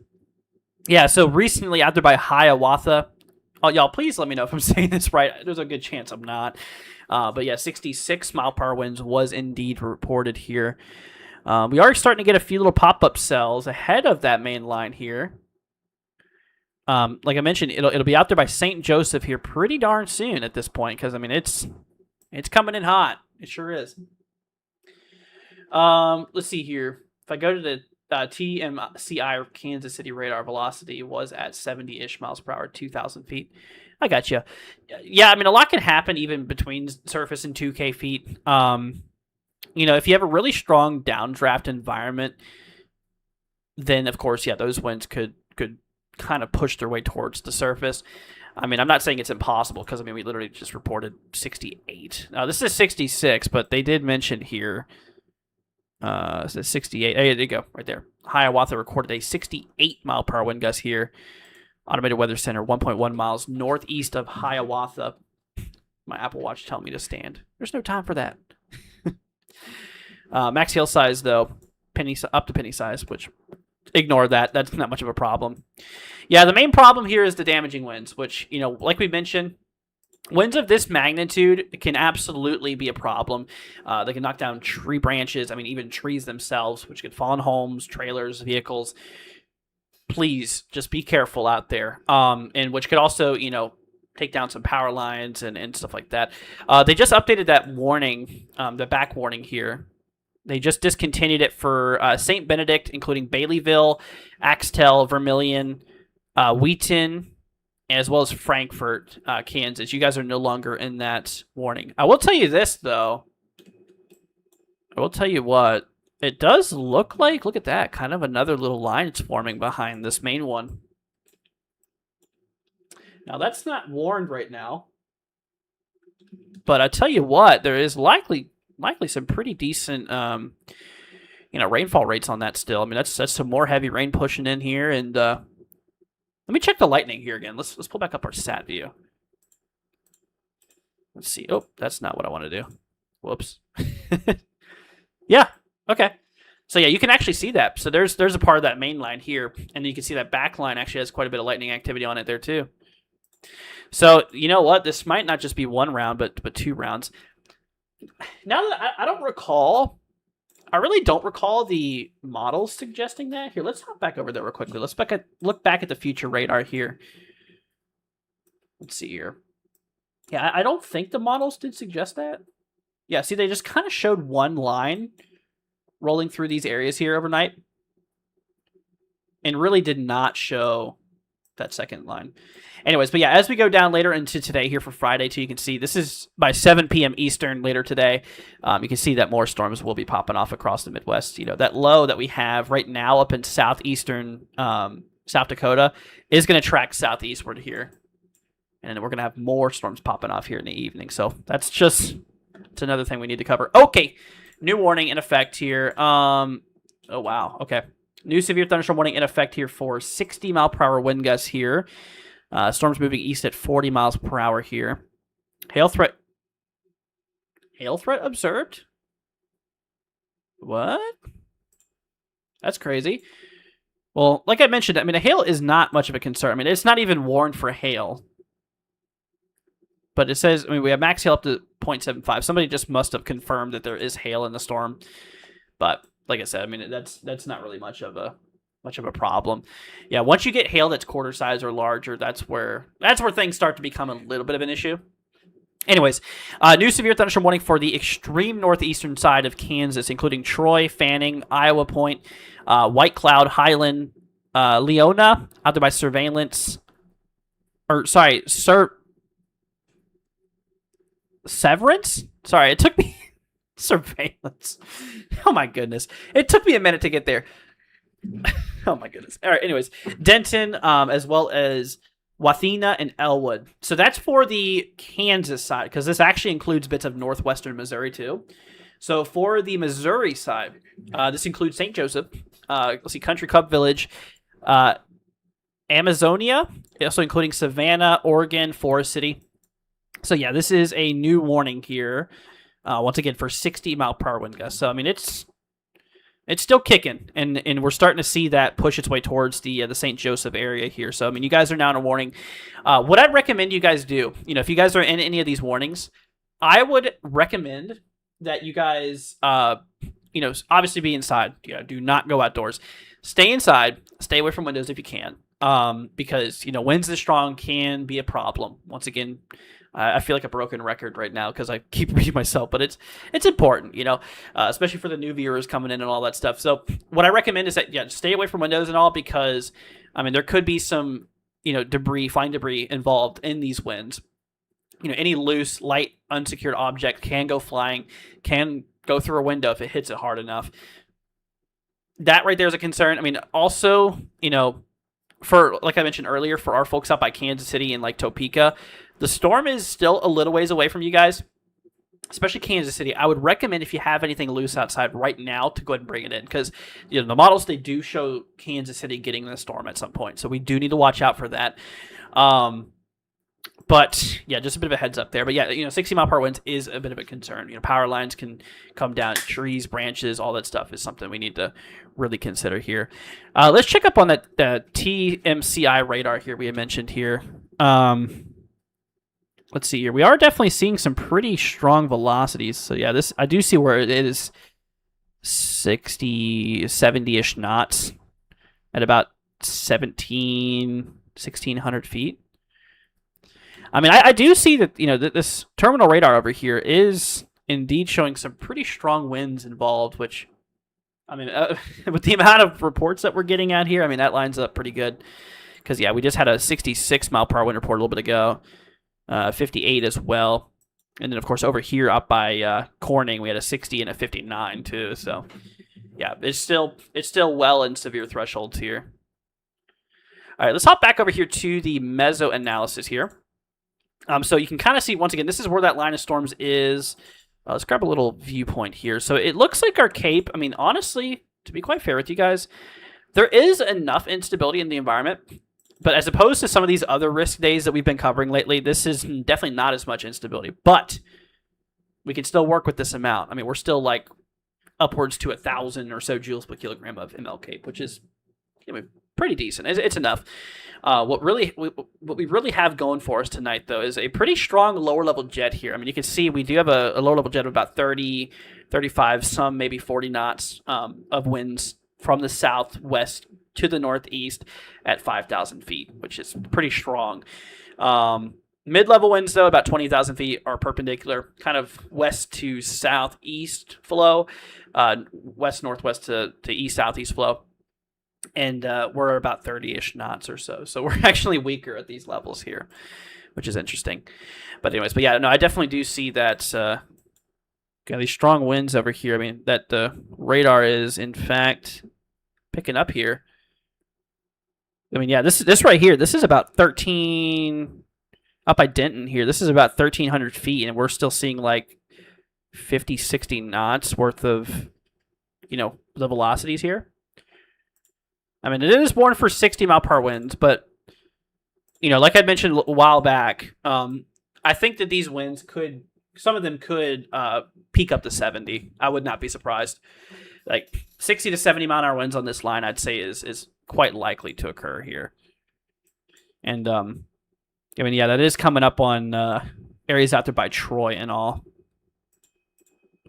Yeah, out there by Troy, yeah, these winds are 30-ish, 40-ish knots. See, that's what you got to look at, too, is what the winds are actually reading closest to radar. Because right here on this line here, this is about 1,000 feet up, and we're seeing about 30-ish, 40 knots here. This is still above the surface by a little bit, which I believe that's mainly why we have those warnings around 60, because we can obviously see that those winds do drop as we do get towards closer to the radar here, because all of this is not the same altitude, by the way. This is scanning at an angle, and in fact, this is actually a 0.5 degree inclination. So this is all not scanning at the same elevation. The farther away, the higher up the beam is scanning. So that's just something that you guys could also keep in mind there as well. Anyways. But yeah, so we are seeing still some strong winds here. So we're going to go ahead and go over the areas here once again. Let's hop back over to the KTWX radar, the big boy. So as far as the current warnings go, these are the following areas that are in the severe thunderstorm warnings. All of these are warned for the same thing, for 60 mile per hour wind gusts. So this includes, Onaga, including Soldier, Circleville, out by Netawaka, Wetmore, Goff, Corning, also including the Centralia area, Kelly, Cinca, Oneida, Bern, Sabetha, also including Fairfield, Morrill, Hamlin. So that's in the first warning. Then we have, Hiawatha, Padonia out there by Reserve, Robinson, Willis, Horton. Let's see here. Sorry, Horton, including Everest, Powhatan. And so that's for the second warning. Now, for the third warning, this is the following areas in Kansas: White Cloud, Iowa Point, Fanning, Highland, Leona, Severance, Denton, Troy, Wathena, and Elwood, sorry. But then, like we mentioned, this actually goes into a little bit of extreme northwestern Missouri here, too, this warning. So this, for the Missouri side, includes Oregon, Forest City, Savannah, Amazonia, Country Club Village, St. Joseph, and that's that. Also, once again, Elwood, Kansas is there in there, too.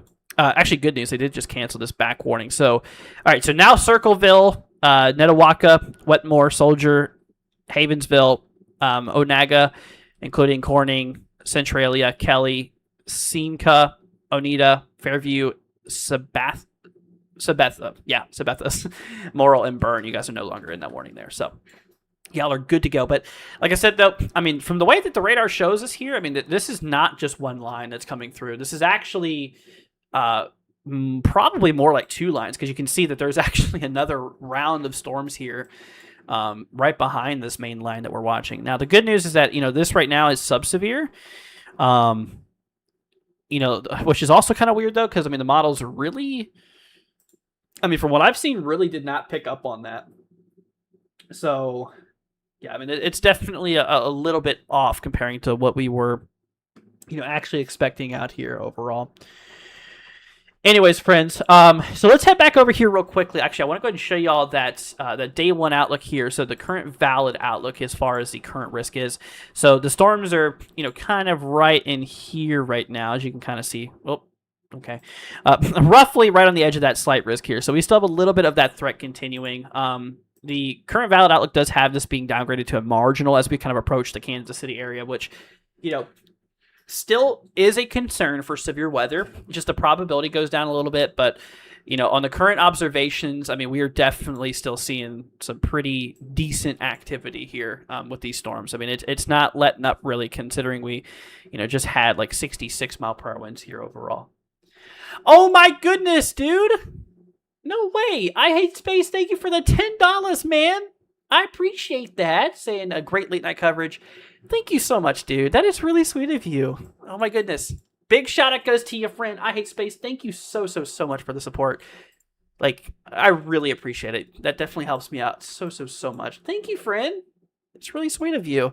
Yeah, you guys definitely allow me to do this because I can actually be here at nighttime for you guys, and because this is what I want to do for my job. So you guys with the donations and stuff actually fund me and allow me to do this at night. So I really do appreciate the people who donate, because you guys really make this possible, and it definitely helps me out a ton. So thank you so much, friend. Once again, I Hate Space, thank you so much, friend. MD says, hi, injuries. Troy, Ohio, supposed to get any bad weather. Hope you're doing good. Tonight, no. Tonight's threat's mainly for like bits of Kansas and Missouri that we're kind of watching right now. Once again, we recently did have multiple damaging wind reports here. But as far as later today, because, we actually have another severe weather threat here for later today, here for Friday. If I bring you guys over to that real quickly, we do have a level 2 threat here for like western Illinois, like central eastern Missouri here, in that yellow region. So that's that slight risk here. So that's going to be the greatest potential for severe weather later. But as far as Ohio goes, we're actually mostly even outside of that general thunderstorm risk, which, a little sliver of western Ohio does have that general thunderstorm risk out there. So, an isolated storm or two on the far western side can't be ruled out. But honestly, by you're probably not going to see anything today. But then you can see that big marginal. That goes all the way down here, even into bits of like Oklahoma, bits of Texas, of course, and even like bits of New Mexico and Colorado too. Kind of a little weird, like I was saying earlier, kind of like a Prince Rupert's drop kind of looks like. But anyways, so that's kind of what we're looking out there for later today. But Ohio is absolutely going to be perfectly fine. So you are good to go, my friend. Let's hop back over to SPC. Actually, let's do this. So we have the day 1 outlook. So that's what we just looked at. Day 2. When did this get issued here? This was. Okay, so this is a recent update. Okay, so yeah, for day 2, so this is gonna be for Saturday. So for tomorrow, we do have a slight risk for like central and lower central Kentucky, going through bits of central Tennessee and a little bit of northern Alabama. In which this right here, this includes Huntsville, by the way.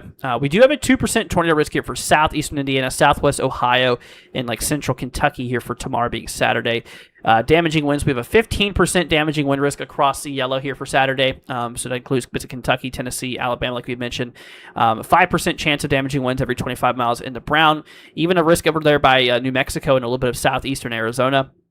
And then hail threat, only a concern for like central New Mexico here overall, including like Albuquerque and some of those areas out there. So, yeah, unfortunately, the tornado threat does include for tomorrow too. But going back to later today's outlook, we do actually have that 2% tornado risk we had mentioned here, 15% wind threat, and just a little bit of potential for hail as well. So, anyways, wanted to go ahead and mention that. MD says, okay, wanted to make sure. Thank you. Of course, friend. Of course. Yeah, like I said, guys, if y'all have any questions, I mean, even if it's, something like that, I have no problem helping you guys out here. That's the whole point I'm here for, is to, to keep you guys, weather aware and, of course, obviously in the loop with everything that is going on here. But anyways, like I said, a little bit of an update for the people just joining us. We are seeing some pretty severe storms working their way up into northwestern Missouri at this moment, as well as like northeastern Kansas. We've had multiple reports of damaging winds here in the last little bit. The biggest one we just had was a 66 mile per hour winds. Now, actually, they did say here a little bit ago, I think over here they did mention, a recorded 68 mile per hour wind gust was reported here too. It didn't show up here on the observations here, but we did have it there from the wording, from that warning there. But we did have 68, 66, 58, 60, and 59 mile per hour winds being reported out there. So yeah, definitely is pretty active as far as the as far as that goes. But yeah, as far as the current warnings here right now, this is for northeastern Kansas, including the Horton area, including Everest, Willis, out there by Robinson, Hiawatha, Padonia, and Reserve. So that's for the first warning here. We have 8 minutes on that one. Now for this one, we have 23 minutes on this one, which this includes Denton, Cerberus, including Leona, Highland, also including Fanning, Iowa Point, White Cloud, Troy, Wathena, Elwood, and Donovan. So, but this also includes a bit of Missouri. So that was for the Kansas side of the storm here. Now, for the northwestern side of Missouri, that's included in that warning, includes Forest City, Oregon, Savannah, Amazonia, also including the Country Club Village area, and St. Joseph. So once again, we have 22 minutes on that particular warning there. And this is warned for 60 mile per hour wind gusts here as well. Oh, hold on. Weather station also reported 60 to 66 mile per hour wind gusts in Brown County, Kansas. Okay, so that must be over here if I'm not mistaken. So, yeah, no, these are absolutely still strong, still severe storms, and definitely still is a bit of a concern. Let me hop over to KDMX real quickly in Des Moines. Let me take a look at these storms over here. So, yeah, definitely not as strong for like southwestern Iowa. I mean, we do have some decently strong storms over by Bedford and Sheridan. I'm sure there is still some gusty winds still going on in this line up here too. But obviously not at the point of severity, because they would have a warning there if we did think it was severe up in these areas, but not currently. Anyways. No way, dude! David! Oh my gosh, dude, thank you so much. Just donated $20 on our Cash App. Saying, for I know you won't get my $10 right away, so here. David, thank you so much, dude. That is so sweet of you, dude. Thank you so much. If you guys could, please give David a big thank you in the chat, man. That is so sweet of you. If there's anything I can do for you, friend, please do not hesitate to let me know. I really appreciate it. And like I mentioned, that really allows me to keep doing what I'm doing and helps pay for the bills and stuff, which allows me to, do this as my job. So I really thank you, friend, for making that possible and really helping me out. So thank you, friend.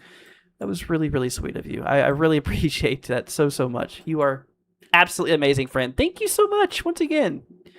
Greatly appreciated. So, like we were mentioning here with these winds, like I mentioned how they are for 60-mile-per-hour winds, this is a concern because, 60-mile-per-hour wind gusts can absolutely cause branches and trees to come down. Not to mention can absolutely cause, those power lines to come down too. I mean, trees can even fall on houses, mobile homes, vehicles. So what I would do if you're in this scenario, if you're in this particular warning, I definitely would recommend, guys, that that you essentially end up staying indoors, away from windows. And honestly, I would definitely recommend going towards more of the central interior portion of your home. That way you just are far away from windows. I mean, you don't fully have to seek shelter like you would a tornado warning for a warning like this for 60-mile-per-hour winds. But just make sure you're far away from windows. And honestly, maybe even in a room that does not have windows would be what I recommend, which, towards the center of your home would ensure that, you're far away from windows and all. So that's what I recommend. Okay, we got some good news. So in this warning over here, we have those two warnings we were just looking at here. They just canceled one of them, which includes the Willis area, including Horton, including Everest, Robinson, Hiawatha, also including Padonia and Reserve. So this warning here has just now gotten expired. So that's good to go. So we're just left with one warning right now. But this is still in effect for a little bit here. This includes both bits of Kansas and Missouri here. So this is actually two states here. So, for starting off in the Kansas side, this includes the Denton area, the Leona area, Severance, Troy, Doniphan, Fanning, Iowa Point, Highland, and White Cloud, also including Wathena and Elwood. So you guys are in the Kansas side, which is the far northeastern side here overall. So then we have the far northwestern side here of Missouri, and this includes Oregon, Savannah, Amazonia, also including Country Club Village, St. Joseph, and that is all the areas I do see here on the Missouri side. So that warning is here for the next 18 minutes.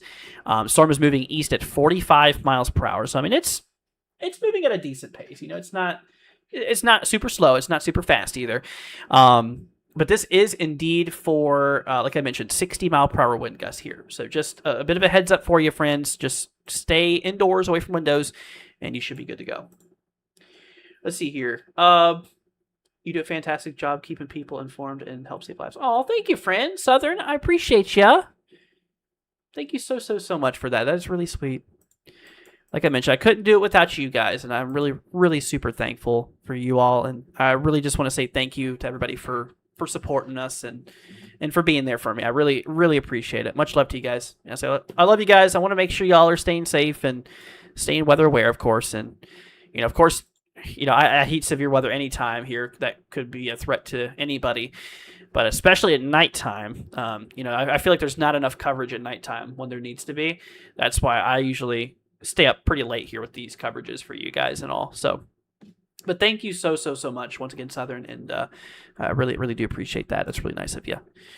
Anyways, so hopping back over here though. So yeah, we're kind of watching this. Let's hop back over to velocity here. Okay, so now we're scanning about 800 feet up here, up by Troy. It looks like we are seeing about 63-ish knots. Yeah, we're getting up in the upper 60s out here at about 800 feet. Now, this is estimated by radar, too. So, I mean, I would not be surprised if these winds are kind of in mid-60-mile-per-hour range. I mean, yeah. I think they even mentioned that in the warning here. Several personal weather stations also reported 60 to 66 mile per hour wind gusts in Brown County, Kansas. I'm not sure which one's Brown County, though. I'm not really familiar with the counties out here. It's either this county here or this county here. So I'm not too sure which one it is. It's one or the other, more than likely. But yeah, I mean, we have been seeing, a lot of reports coming through. You definitely can see quite a bit of them. Let's see. Nikki says, I know you're doing severe weather, but if you get a chance, can you tell me the chance of rain in Savannah, Tennessee? We want to go ride ATVs. Yeah, I got you, friend. Hold on one second, though, okay? So just a bit of a heads up. Once again, you guys, keep an eye out there for that storm. All right, let me bring this up real quickly for you. You said Savannah, Tennessee on Saturday, which is going to be now on day... let's see here. Let's just pull this up. This is day 2. And Tennessee. I got you, friend. I think honestly, here let's bring you guys over here too. I think as far as your area, so here's Savannah. This is where you're at here. Day 2, we do have a marginal risk here. Actually, this is a level 1 severe weather threat here. Unfortunately, I mean there is a potential for a couple of severe storms. I will tell you what, friend. The odds of seeing severe weather is still fairly low in a marginal risk. I mean, it's not zero, and it's something that you should keep an eye out there for. There will be potential for storms. What time are you going to go? Because I could probably pull up the future radar, which I'm probably going to be doing here in a minute anyways. Let me know what time that you want to go, or what time, what time you're going to be going, and I'll pull up the future radar for you. Can't guarantee it'll be super accurate, though, being that that's for, over about a day out or so. But we'll get a rough estimate on it of, kind of the timing of everything in here. So anyways, friends, but yeah, so we're just watching this one warning right now. Let's hop back over to let's do the KEAX radar. This is out by Kansas City here. Let's see. No rush is definitely more important. No, you're good, friend. Hey, like I mentioned, right now we're just watching one warning, so, we're chilling. We're definitely chilling. The iSpace says 160 people watching, and chat's been respectful. Love this community. Oh, thanks, friend. I appreciate you. Yeah, I love our community too that we've built. You guys are just amazing. Y'all are absolutely amazing, and y'all never stop impressing me in how much you guys are just respectful in the chat usually, as well as just how supportive you all are. You guys never just stop amazing me. So much love to you guys. You said between morning and 10 a.m. to 6 p.m. Okay, let's hop over the future radar for everybody here, too. We'll also include my friend. For this, we're going to pull up the HRRR. We'll do the 06 Zulu, unless... we got 8. Okay, we might have to go back to 0 Zulu. Yeah, that's not fully rendered. Okay, so let's do that. Let's go ahead and bring up our composite reflectivity here. I'm going to make it so it's not really funky because we have all the blue everywhere. Okay, let me actually change my color map too. Sorry, it bothers me that it's not my my typical one here. Okay, so yeah, we have the storms rolling through. So like we mentioned, right around 4 o'clock a.m. Eastern time, 3 local or 3 central time here for areas out by Topeka, kind of approaching and getting that storm here. So honestly, I mean, not too much farther from now. It does approach areas like Kansas City right around, I'd say, 4 o'clock a.m. Central Time, 5 Eastern. Then, of course, as we go further down in time here for today, this is right around 8 o'clock a.m. Central. You can see that line kicks through central Missouri down into, even northeastern Oklahoma here overall. So then we go into the evening. You can see definitely more storms popping off here. But anyway, so for you, my friend, you can see that we are going to be seeing some more storms through the area here. This is showing... I kid you not, this shows 6 a.m. Or no, you said 10 a.m. to 6 p.m. Okay. Well, you know what, friend? I mean, we got to take this with a grain of salt because, I mean, this is just one model, one run, and it is still, a day or so out here. But according to this model, it shows a lot of convection in the morning and maybe scattered showers and storms through the afternoon. And mostly by the evening, it should be over with. So, unfortunately, I mean, it looks like it could be more than one wave of storms here. We'll just have to keep an eye on it, and just tune back in our stream tomorrow, and we'll definitely talk about it if you ask me again. Okay, we got a new warning, actually, a new severe thunderstorm warning, guys. So this does include bits of Missouri and northeast Kansas. So for the Kansas side, so this is far northeast Kansas, a severe thunderstorm warning is now in effect for Muscatine, including out there by Arrington, Effingham, Farmington, Cummins, including Potter, Lancaster, Huron, Atchison, and I believe that's it for the Kansas side. No, sorry. This is a new warning that also extends into Donovan, Troy, Wathena, and Elwood. So they're probably going to be expiring this warning here fairly soon. The one that we had previous to this one. So that's that. But now, so then we go into the northwestern Missouri side. Now this is getting ever so closely to Kansas City. So here's Kansas City right here. I mean, we're still a little ways away. Topeka, actually, at this point, is coming right up on that storm there. So just a bit of a heads up to my Topeka folks. You're not in a warning right now, but it's still likely a pretty strong storm that's getting ready to roll through the Topeka area.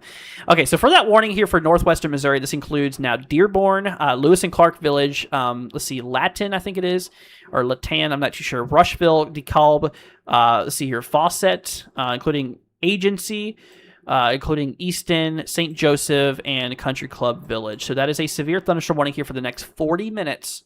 And this is, let's see here, for 60-mile-per-hour wind gusts like all the other ones are here. So that is a concern. Nikki says, I have a huge anxiety trying to produce all these different names. It's rough, man. I tell you what, it is definitely pretty rough to name some of these town names, especially Oklahoma. Oklahoma is my worst nightmare for doing coverage with because, honestly, Oklahoma has some of the most crazy to pronounce names. Unfortunately, it's the same with people names too. Like, I've had people donate on here before, and I don't know how to say their name, and I terribly mistaken it. There's been a time or two where it's like I can't even start to pronounce it. I just feel so bad because it's like, thank you for donating. I appreciate you. I feel terrible, but I'm just not good at it. You know, there is some really crazy town names out here, and I'm not good with people names either, like I mentioned, but it's just a part of the job, you know. What's up, Marty? Good to see you, friend. Say, watching from just south of Bethany, Missouri, waiting for the storms to the west, about 30 miles to get us. Appreciate you being on. Of course, friend. Of course. Here, let me bring up the region for you. I'll go and show you where the radar is now, I guess, if you want. I know you didn't ask for it, but I'm here to help y'all. But good to see you, friend. So, yeah, you're up in... Oh, you know what? Oh, yeah, you're over here. That's right. Oh, there you are. Okay. Gotcha. Yeah, so you're actually... It looks like we're getting a little bit of storms right now for you. This is just a little bit of prefrontal storm activity here. Not really a concern here. Yeah, but that main part of the line, yeah, you're about right. I'd say it's about 30-ish minutes away or so. And it's still a little ways away. The good news, I mean, is that there's no warnings on it right now, knock on wood. However, I will tell you this, guys. I mean, these areas up here, like we've been mentioning, I'm sure there still is some maybe 30 to 40 mile per hour winds on them too. I mean, I'm sure that there is definitely still some gusty winds going on in, you know, the upper portions of this. Because, I mean, yes, this right here is the strongest of the activity and all, but I mean, I'm almost certain that there's going to be some stronger winds even up here as well. So, sorry, still some strong winds, not stronger. Stronger winds are going to be here probably in the severe thunderstorm areas.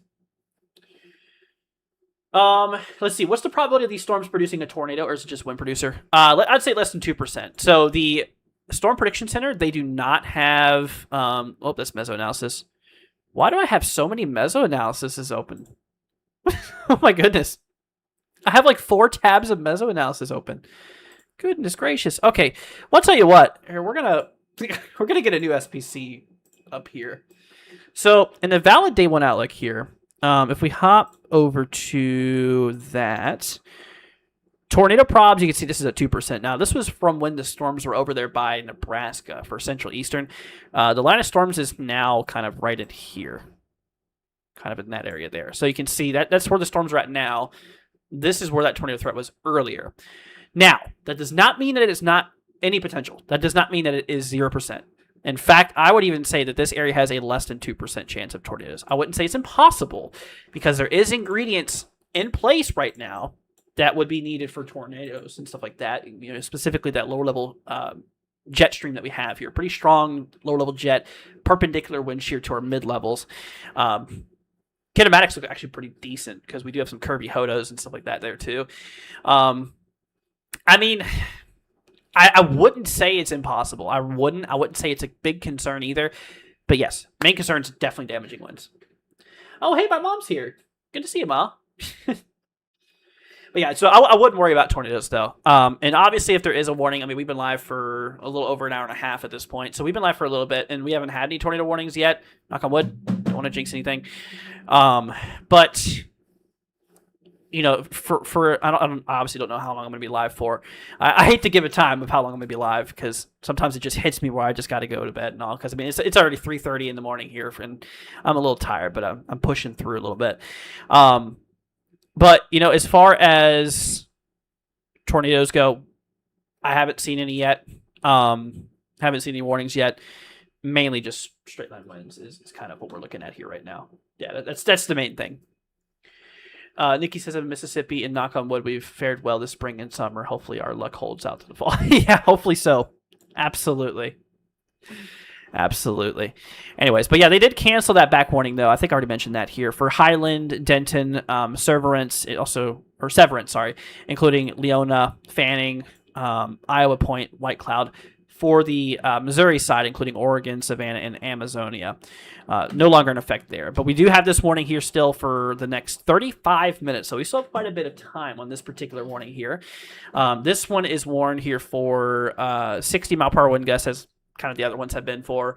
And, for the northeast side of Kansas, this includes Effingham, Muscatau, Arrington, I think it is here, after by Cummings, Potter, Lancaster, Huron, Atchison, Donovan, Troy.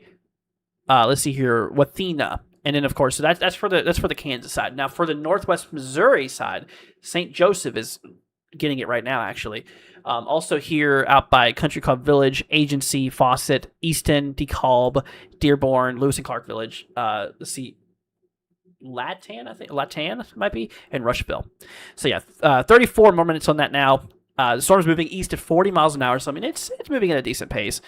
And the main concern here is 60-mile-per-hour winds. Now we could see some small hail up to penny size, but I mean even in that scenario that we do get penny hail, not going to be much of an issue. Let's see. I hate space. Thank you, dude, for the 2 100s, friend. I appreciate you. Absolute huge shout out goes to I Hate Space for all the love and support tonight, man. Thank you so much, dude. You absolutely really made my night. I appreciate you. See, I love weather. My kids say I watch it too much, but it's so fascinating. You know what? There's nothing wrong with that. I find it fascinating too, which is why I'm doing what I'm doing. I've been in the weather for over 10 years. I mean, I've been doing this for a long time. So I get it. It's super fascinating. I mean, not just weather itself, but what I love is a lot of the technology involved in weather research and just weather observation. Like radar is cool.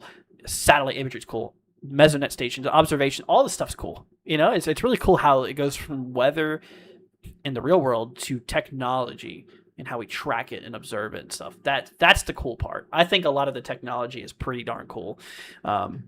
Especially with everything here. Anyways, so at the point now, just a bit of a heads up, the storm is getting ready to hit Topeka. Actually, it's probably already starting to hit bits of northwest Topeka. So we do have that line kind of pushing through. So the good news is that they're not in a warning right now for Topeka, but y'all are definitely right up on, or that storm is right up on you. So you're probably going to start getting some heavy rain here pretty soon. You can actually see that outflow boundary becoming a lot more visible as that is getting closer to the radar, which is really cool, because this outflow boundary has likely been visible this entire time if the radar was close enough. But now you can see it starting to pop up here because we're starting to scan lower and lower and lower in the storm here, and we're starting to get some more closer views of the storm here towards the ground. Do y'all hear my cat? He's mounting at my door. He wants in. He wants his dad. Poor little guy. See, the problem is if I let him in, and he's going to be all over my keyboard, smashing buttons, and knowing my luck, he's probably going to end up ending the stream. So I feel bad. Oh, I'm sorry, buddy. Anyways, but yeah, so we do have that there. You can definitely start to see that outflow boundary. So one thing is so basically what's happening is you have the downdraft in these storms, that cool, dry air. Or, sorry, not dry air. I don't know where I got that from. The cool air. Which is actually typically very moist, actually. But the cool air from the mid-upper levels of the storm starts coming down at a pretty fast rate. It hits the surface, it kind of spreads out, and it can kick up dust and just insects and stuff like that, which the radar can, in fact, scan the particles being picked up. And so by doing that, we can actually see where that outflow boundary is and actually where that leading edge of wind actually is. So out to by Oskaloosa, up here in northeast Kansas, you can see that's where that outflow boundary is. I'm sure you guys are getting pretty strong winds right now. Like sometimes the winds hit first before the precipitation, which yeah, I'm sure it's a lot of that ways for, or I'm sure it's that way for a lot of people here. So, let's see here. The weather balloons amaze me. Oh yeah, dude, they're so cool. Yeah, radio songs and stuff like that. Do they get the balloons back, or they just float off and land somewhere? So on the balloons, the radio signs can be reused. In fact, they actually have a number that you can call if you find it, and they can recycle them. I do know that they've reused them before, but usually they just put a new one up, and rarely do they ever get them back. I mean, because honestly, I don't know about y'all, because it says on there also that you can throw them away or just send them back, whatever you want to do. If it was me that I found one, I would keep it. I really would. Ever since I was a kid, I always had just the hope that someday a radio sign from a weather balloon would land on the house, or preferably in the yard, and I'd find it. Never happened. Never happened. Let's see here. Christy, good to see a friend. Saying I have a flight in 4 hours. Ooh, gotcha. Anything I should know besides being utterly exhausted in Lexington? Are we getting tornadoes? Is that Kentucky? Lexington, Kentucky, I'm assuming? Here, let's hop back over to not valid. We'll go over to later day one outlook here for today. So let's switch over here now. I'm assuming you mean Lexington. This is day 2. No, wait a minute. Hold on a gosh darn second. Wait, no, this is day... Whoa, hold on a minute. Am I doing this right? Why is this showing day 2? It says it's day 1, but I'm pretty darn sure this is day 2. I think it's glitching, actually. Yeah. All right, let's hop over to actual SPC, which we are here actually already. Yeah, anyways. So for today in Lexington, Kentucky, we should be good.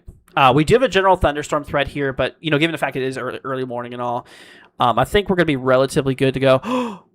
Oh, no. Okay, they upgraded the warning now to 70-mile-per-hour winds here, guys. We'll get there in 1 second. So, Christy, for you, friend, I think you're going to be fine. Like, if I hop back over here real quickly to the radar out there by you, over here by Lexington. I mean, yeah, the radar is absolutely clear. You should be good to go, friend. You should absolutely be fine. Now, tomorrow, for Saturday, we do have a little bit of a severe weather threat in Lexington, but given that you're on a flight, you'll probably not be in Lexington tomorrow. I mean, obviously, I don't know, but there is a little bit of threat out there for severe weather, and I think there even is a 2% tornado risk out there we mentioned. All right, let's head on back over here, guys. We do now have a considerable severe thunderstorm warning. They've actually upgraded the winds now to 70-mile-per-hour wind gusts here. So this is now warned, for 70-mile-per-hour wind gusts. Automated weather station at the St. Joseph Airport recorded a 66-mile-per-hour wind report here. Wow, 66-mile-per-hour wind gusts here. Goodness. Okay, so, oh yeah, there it is. Okay. So yeah, once again, this warning is in effect here. So for 2 states, for Northeast Kansas, this includes Muskota, also including Arlington, Effingham, Farmington, Cummins, Potter, Lancaster, Huron. Let's see, Troy, Wathena, also including Doniphan, Atchison, and Potter. You guys are in that warning there for Northeast Kansas. Now, this also includes bits of extreme northwestern Missouri too. Which for the Missouri side, this includes Latin, Lewis and Clark Village, Rushville, DeKalb, Fawcett, Dearborn, Agency, Easton, St. Joseph, Country Club Village. So all of those areas are under that warning here, once again, for 70-mile-per-hour wind gusts here. And this is in effect until 3 o'clock a.m. Central Daylight Time. So we have about, 28 minutes to go in that warning? Yep, so about 28 minutes to go until that expires. But yeah, I mean, storm is moving pretty quick too. I mean, this says moving east at 60 miles per hour. So I mean, it's moving pretty quickly. Let's see here. Thank you, appreciate it. Yeah, 3 hours of sleep, hopefully. Flying home, yes. Oh, gotcha. Well, you have a safe flight, Christy, and hope everything goes good with that. But yeah, no, Lexington. Honestly, we look pretty good for today and all. I mean, honestly, we look pretty fine. The only thing, like I essentially said, was for tomorrow, which we do have a little concern for severe weather here. Like if I bring that back up here to day 2, yeah, they do even have a 2% risk out there for like Cincinnati, like Louisville, Lexington. I mean, that goes into like southeast Indiana, southwest Ohio, and like central Kentucky. Damaging winds, that 15% risk here in the yellow. So Yeah, that's really the main threat. Hail, not much. Hail's only a concern for like central New Mexico, including like Albuquerque and some of those areas out there. But main threat tomorrow for Saturday is damaging winds, and an isolated tornado or two can't be ruled out. Holy moly. Okay, y'all, we just got a new warning. Oh, wow, they put a 70 on this one too. Okay, things are getting serious now, y'all. I mean, they were serious before, but now starting to hit the throttle a bit. Okay, so we now have a severe thunderstorm warning here in effect for northwestern Missouri. So this is for mainly Missouri. This now includes Smithville, out there by Holtz. Is that Kearney? I think it is.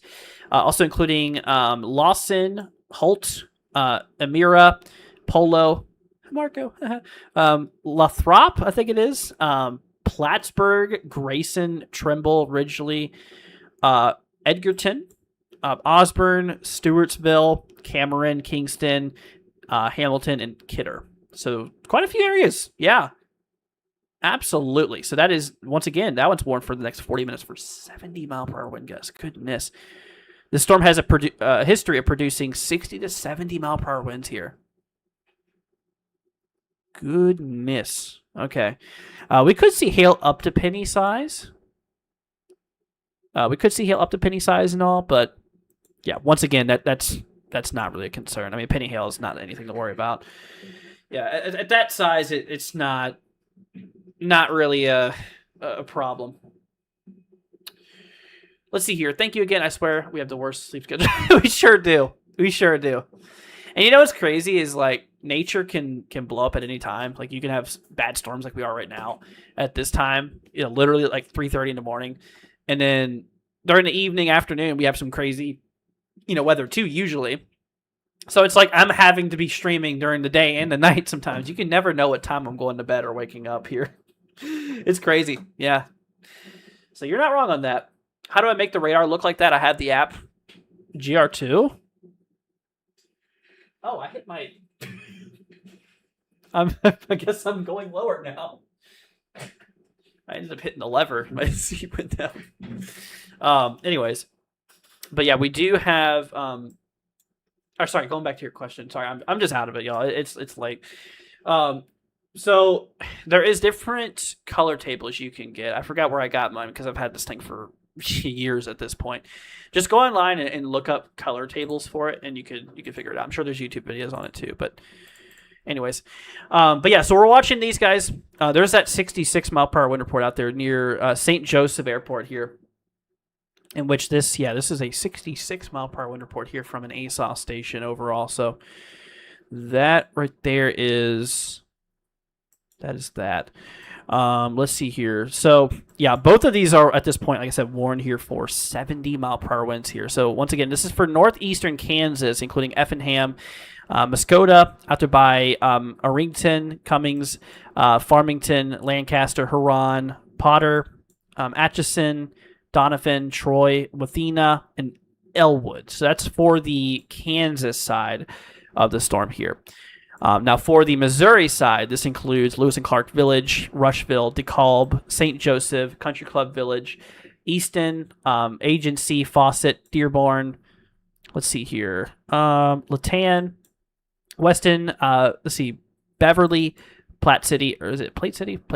Platte City, I think it is. Camden Point, Hoover, Smithville, Ridgely, Trimble, Edgerton, Kearney, Holt, Lawson, Crystal Lakes. There's a lot of places here. Lathrop, Plattsburgh, also including Turney, Polo, Kingston, Hamilton, Kidder, Cameron, Osborne, and Stewartsville. So all those areas I just mentioned here are in this severe thunderstorm warning here for 70-mile-per-hour wind gusts here. Goodness. Now, here's Kansas City, which, if you're in Kansas City, I definitely would advise monitoring this because, that line is tracking mainly north. I mean, the severe part of that line is tracking mainly north here. I mean, that's quite a beast of a storm here. But yeah, that main part is tracking, the severe part is mainly just north of Kansas City. However, there is that storm heading in that direction here. And definitely have got to monitor that here overall. But yeah, but once again, the concern for damaging winds has actually gone up a bit here, given that Now we're in 70-mile-per-hour winds. Now, what I would definitely recommend if you're in this scenario here, if you're in the warning here for 70-mile-per-hour wind gusts, I would heavily recommend that you, honestly, go to the middle portion of your home. Stay well away from windows. Very important that you do. Because 70-mile-an-hour winds is getting to the point where it's very strong, which could easily cause damage to homes, vehicles and stuff like that. So, I mean, at that speeds, that's almost hurricane force. And I mean, we can have like sidings, shingles, stuff like that coming off of homes. Anything that's loose outside can go airborne, which is just definitely not good. Okay, got some somewhat good news. They did just cancel that severe thunderstorm warning for pretty much all of the northeastern side of Kansas. So this is now mainly a concern for Missouri at this point, within the warning, I should say. So the following areas here are now no longer in the severe thunderstorm warning for 70-mile-per-hour wind. Rings? I was looking at Rington and I said rings. 70-mile-per-hour winds. Rington, Muskota, Effingham, Huron, Lancaster, Farmington, Cummings, Potter, Atchison, Doniphan, Troy, Wathena, and Elwood. You guys are no longer in that severe thunderstorm warning here, but we still have it for these areas in northwestern Missouri. This includes Weston, out there by Latin, Lewis and Clark Village, Russville, DeKalb, St. Joseph, Easton, Agency, out there by Fawcett, Dearborn. So that's for the one warning. Then it goes into like Platte City, Hoover, Weston, Smithville. Let's see, Trimble, Ridgely, Edgerton, Grayson, Plattsburgh, Lathrop, Halt, Kearney, Smithville, Crystal Lakes, Lawson, Elmira, Knoxville, Polo, Kingston, Tierney, Stewartsville, Osborne, Cameron, Kidder, and Hamilton. Whew, quite a few places. So that's where the warning is still in effect here. That's for, once again, 70-mile-per-hour wind gusts here. This storm has a history of producing 60 to 70-mile-per-hour winds here. So, and I mean, yeah, they ain't kidding with that. I mean, there's been multiple reports here of, damaging winds. I mean, the most recent was out here by St. Joseph Airport here. This is 66-mile-per-hour wind report out there. So, yeah, definitely is pretty darn strong. In which, definitely is a pretty big concern here, to say the least. All right, y'all, let's hop back over here for just a second. I do want to bring back up our, our future radar here. That way I can kind of show y'all what we stand, or kind of where we stand here as far as, the timing for everything. We'll actually pull up the latest model we have, which is the 06 Zulu run here. So, current time right now is, pretty much 3:41 a.m. Eastern time, or it is 3:41 a.m., which is roughly 3:45. This is kind of where we are right now, as far as the storms are. And to be quite honest with you, the HRRR is a little bit off because the storms are actually like right in here. So we're a little bit behind already in the HRRR. But anyways, so as we go down in time, I mean, this should be hitting Kansas City here. I mean, honestly, I would say within the hour. I mean, I know this says like 5:15 a.m. Eastern, which would be 4:15 a.m. Central. But to be quite honest with you, I mean, this is already pretty close to Kansas City here. I mean, this is, and it's coming in pretty quick too, So it's definitely a moving. Here, let me hop back over to TMCI radar here. Sorry for all the questions, but how did I pull up the wind reports? Under place files, place file manager, there's different links that you can get. There's lightning. So yeah, just look up for place file things and you'll find them online. Look up GR2 place files and it'll pop up for you. Like I said, I did this so many years ago, though. I honestly don't even remember which one I used, to be quite honest with you. I wish I was more helpful, but unfortunately not so. All right, let's take a look here, y'all. Oh, wow, look at that. So here's that terminal radar. This is out there by Dearborn. We are definitely seeing some pretty high in velocity. Look at that. This is like 57 knots. Yeah, 57, 58 knots. Here, let's do the conversion here. We'll do 58 knots, 2 miles per hour. So that's upper 60s, right? You know what? That lines up perfectly. Look at that. 58 knots is 66 miles per hour. What did we record not far from there? a 66 mile per hour wind report. Yeah, no, that lines up properly there. I mean, that terminal radar definitely is showing some really high end velocities. I mean, some spots definitely has that where we are seeing some pretty strong velocities. Yeah, I mean, that warning is about right. 60 to 70 mile per hour winds there. See, this is like 30-ish knots, about 400 feet. That is sub-severe. I think 52 knots is 60 miles per hour, if I'm not mistaken. Yes, 59.8. Okay. Yeah, so that's sub-severe. Because, yeah, 59.8, so what's considered severe is 58 miles per hour or greater as far as winds go. So that right there is what would be the baseline of damaging winds and all here. So, oh my goodness, Christy! Thank you so much, Fred, for the $10 super chat. I really appreciate you. Thank you so much. Christy, I really appreciate you. If you guys could, please give Christy a big thank you in the chat for the support, friend. Thank you so much, Christy. That is really sweet of you. So good night, y'all. 3 hours and 20 minutes of sleep. I need every minute. Yeah, you have a safe flight, friend. Once again, thank you so much for the 10. That's really sweet of you. Definitely helps me out a ton. Allows me to keep doing this, and yeah, especially being up this late and all, it really helps. Allow me to be able to do this on my own time, and also thank you guys. Really appreciate it.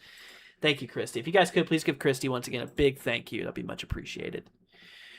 All right, so but yeah, you have a good night, Christy. Have a safe flight, friend. Really appreciate you once again. Thank you so much for that. All right, so hopping back over here. So as far as the warning is for the people just joining, we do have a severe thunderstorm warning in effect here for northwestern Missouri. So this is all for 70 mile per hour wind gusts here. Now this is a warning that includes.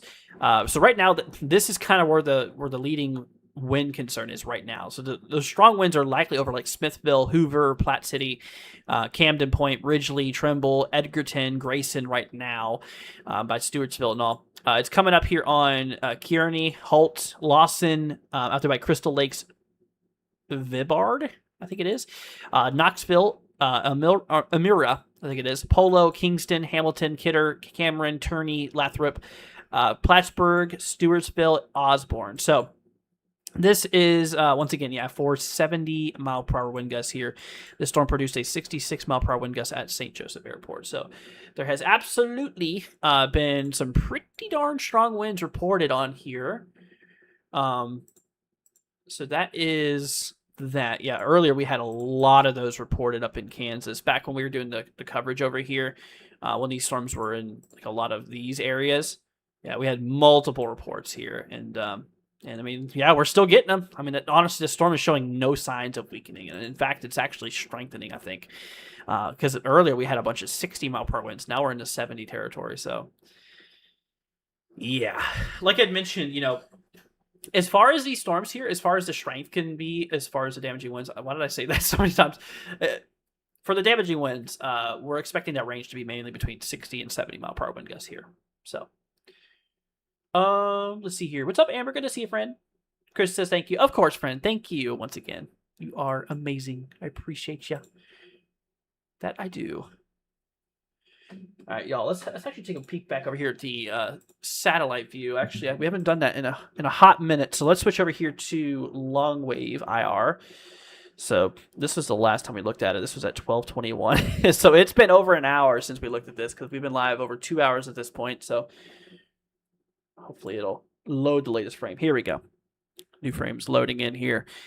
But yeah, we've been seeing some pretty darn deep convection. You can see earlier, this is right around 10 p.m. Eastern, really deep convection going on here. Currents, yeah, I mean, currently we are definitely starting to get some pretty decent convection still ongoing in that storm.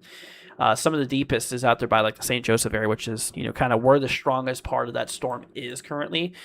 So that's definitely lines up pretty well. Absolutely. Let's see. Amber said you deserve rest for how much hard work you do to protect us from strong storms, hurricanes, and tornadoes. We appreciate it. Oh, Amber, I appreciate that, friend. I really do. And thank you. Thank you so much. like I said, I'm here for all of you guys, and honestly, at any point, if you guys have any questions, I'll be more than happy to help. So just always know that. And like I said, I'm here for you guys. I love y'all. Let's see. Seeing crazy lightning heading north. Oh, be careful out there, friend. Yeah, lightning is another concern. I mean, just to make sure you're indoors. If you hear thunder, you're close enough to be struck by lightning. So we recommend that if you hear thunder, whenever thunder roars, go indoors. That's what we always say. Well, it's what the weather service always says, but you know, we say it too every once in a while. Let's see. Sister says, "Well, the storm's here. Be careful, friend." So yeah, if you're in that warning, like I mentioned for these winds and all, really recommend that you guys are staying, obviously away from windows. That's really the main thing. That you guys are inside, away from windows, because in 70-mile-an-hour winds, I mean, it is definitely strong enough to break windows, because I mean there could be flying debris that could be involved that could hit windows, break them. Like unsecured objects, like patio furniture, which has a lot of surface area, and some of them are not even heavy. They can go airborne. They can run into windows. They can break those windows if you're near them. It's just not a good thing. So just be sure that you are, of course, like I mentioned, away from windows if you can. And honestly, what I'd recommend is to be kind of towards the central portion of your home. My watch keeps on telling me to stand up. It's like, come on, bro. Let's see. Crazy lightning near Wichita. Let's actually hop down to Wichita real quickly. Real fast. There is no warnings in Wichita, which is good, but yeah, we got couple little pop-up storms here. Yeah, of course. Yeah, these are not severe though. Velocity, honestly, is pretty darn weak on those two. Yeah. These are just kind of more normal storms. These guys aren't really a problem. Yeah, right now the biggest issues are the ones that's in northwest Missouri. That's where we have the biggest problems, which all the warnings have been canceled for Kansas. So this is now strictly just for like northwestern Missouri here overall. So, you're in Leavenworth. Gotcha. Is that Indiana? Actually, you know what? Hold on a minute. Leavenworth, Kansas. Okay. Gotcha. So yeah, you're right there on the edge. Wow. You know what, friend? You are barely dodging that warning. Honestly, sister, I would definitely recommend that you... Oh, yeah. Okay, yeah, you're definitely getting it now. I definitely would recommend that you are just staying away from windows, too. I mean, despite you not being in the warning here, I definitely still want you to be away from windows, because I mean there still likely is some strong winds going on in this part of the storm here too. So, oh, is that what I think it is? They downgraded it. Thank goodness. It was from 70, now it's down to 60 mile per hour wind gusts. But still, I mean 60 mile per hour winds. Don't get me wrong, it's still a problem. But I'd rather have 60 mile per hour winds than 7. Actually, no, I would not be lying, because to be honest, I love crazy weather. For your guys' sake, I would rather it be 60 than 70. Because I'm just crazy. I just like crazy weather sometimes. As long as it doesn't put people in harm's way, which, I mean, this is pretty populated areas here, unfortunately. So that's what I don't like about it. Let's see here. A trucker says, thanks, I'm trucking towards it. Well, stay safe, friend. Let's see. Really want to be a meteorologist because I love studying and watching weather. Oh, there you go, friend. Well, I'm rooting for you. That would be absolutely awesome. That's been my passion since I've been little. Okay, got good news, friends. Okay, so first of all, yes, they downgraded it from 70 mile per hour winds, now down back into 60. Good also news is they also canceled the severe thunderstorm warnings for St. Joseph, DeKalb, Rushville, Lewis and Clark Village, Latin, Dearborn, Fawcett, Agency, Gower, and Easton. You guys are no longer in that severe thunderstorm warning. Now, we still do have the severe thunderstorm warning in effect here for the following areas, including Beverly, Platte City, let's see, Camden, Point Ridgely, Edgerton, Trimble, Smithville, Hoover, Kearney, Crystal Lakes, Lawson, Holtz, Grayson, Plattsburgh, Lathrop, Elmira, Polo, Turney, Kingston, Stewartsville, Osborne, Cameron, Kidder, and Hamilton. So that right there is that severe thunderstorm warning. So we have 21 minutes left on this. Storms moving east at 55 miles per hour. Hazard is 60 mile per hour wind gusts here. We could see Hail, once again, up to penny size, but please don't worry about the hail, because, I mean, penny hail is not going to cause much of anything concerning. Once you get to the point of quarter hail and greater, that's where it starts to be a little bit of a problem as far as hail goes. But, yeah, I mean, up to penny size, I mean, that's at maximum up to penny hail. That's still sub-severe. So hail's not a concern, and in fact, it could be causing a bunch of damage. No, hail's not going to be that big of a problem. You could see hail in the storm, yes, but it would likely remain small. But yeah, once again, really the main thing is the 60-mile-per-hour wind gusts and all that stuff. That's really it. Let's see here. But yeah, thankfully those have tamed down quite a bit. I tell you what, though, this is still a very impressive looking storm. I mean, this is definitely a pretty decent little MCS here that we have. I mean, a pretty good little Boeing segment you can see too. Definitely quite the windbag. I tell you what, I am so glad I went live because, like I mentioned earlier, you guys, I wrote on my community page. I saw 5 people liked it at the time when I removed it. On the community page, I put, storms look good because there's nothing severe going on at the time. I'm like, storms look good. I'm going to call off the coverage for tonight. And then I did.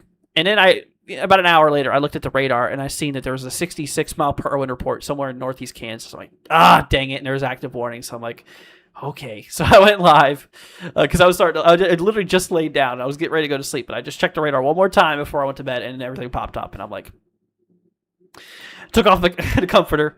Gotta go stream it. Had to make a thumbnail and immediately go live for you guys. So, yeah, the amount I care for you guys is crazy. No, like I said, I'm glad to be here, though. I really am. I mean, even though it's 4 in the morning and I'm absolutely sleep deprived to heck, I'm glad to be here for you guys.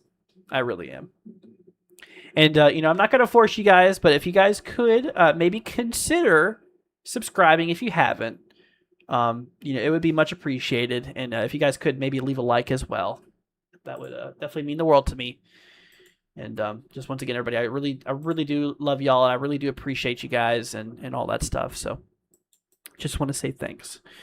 Okay, so we have 19 more minutes, friends. Honestly, I don't know how much longer I'm going to be live. I'm going to be quite honest with you.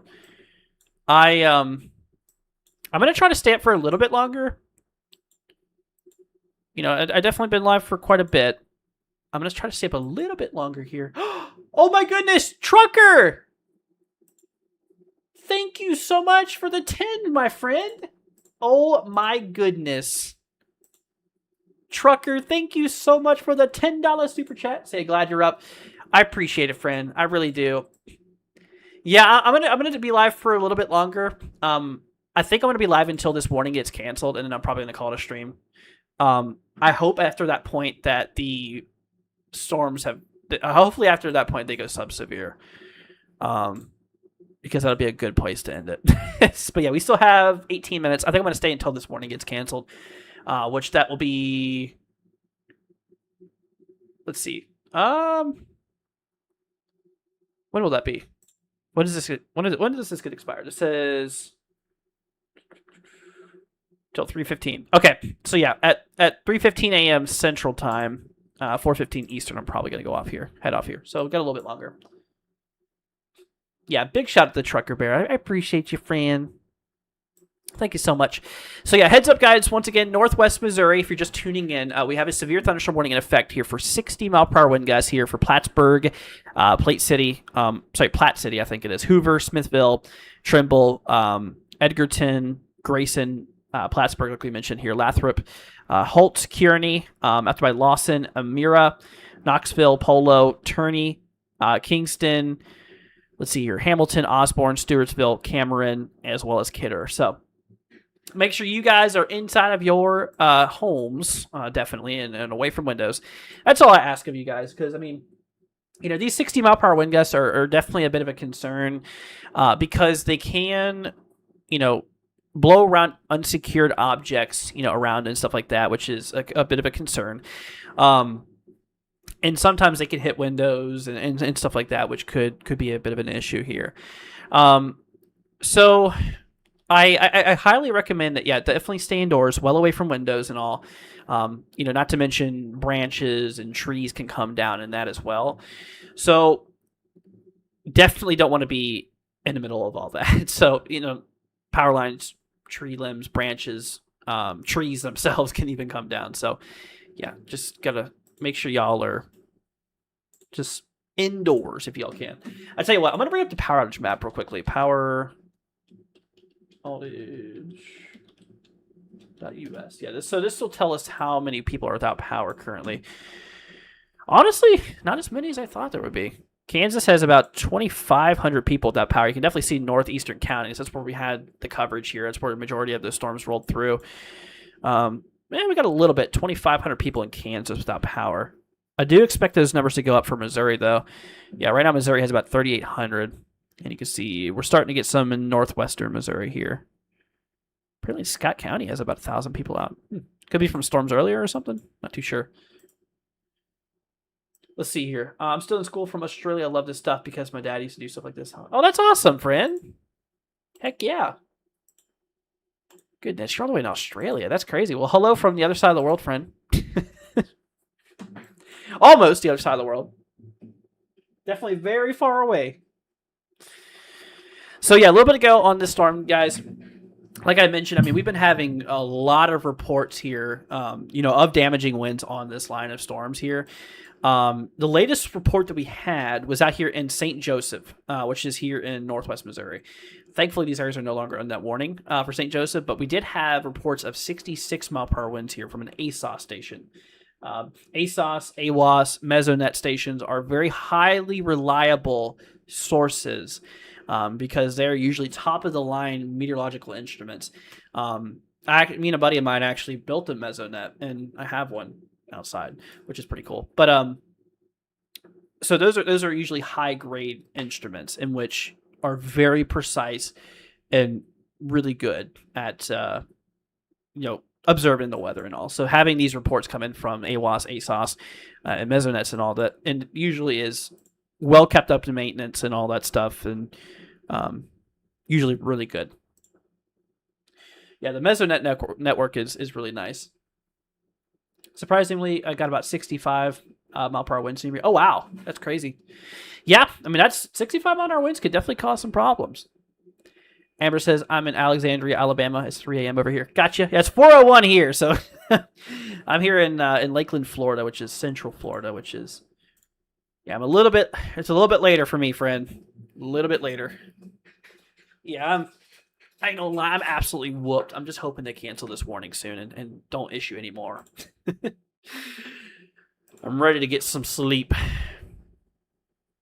But yeah, we have 13 minutes on that warning left. Like I said, we're going to stay until that warning gets canceled here.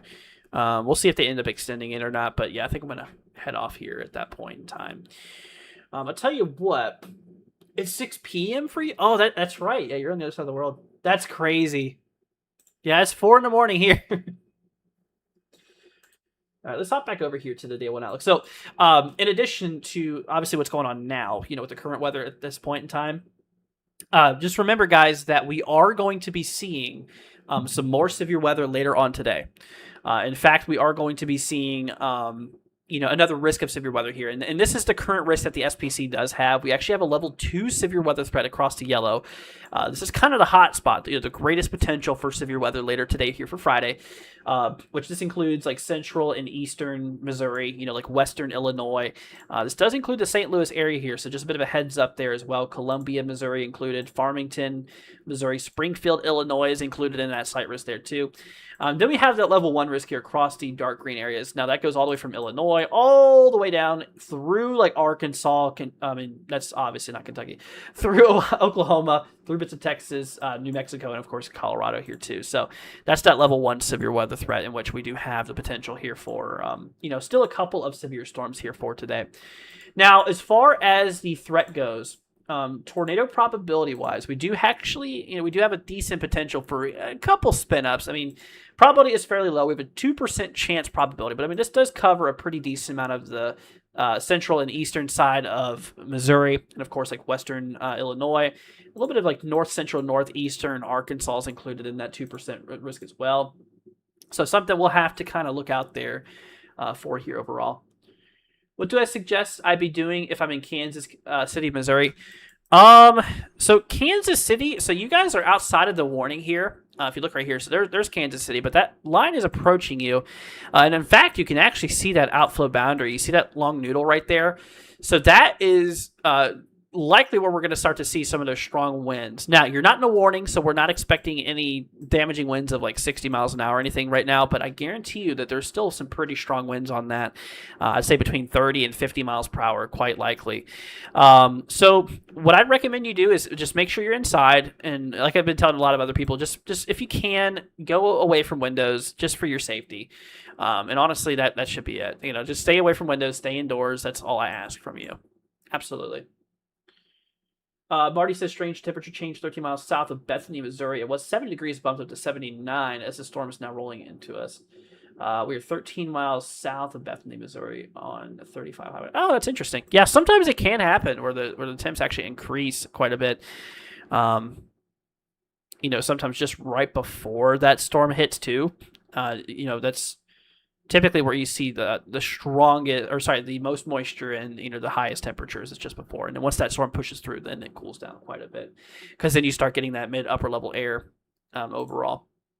But anyways, hopping back to later today's SPC outlook, like I mentioned, we do have a pretty good 2% chance probability overall. So that is that.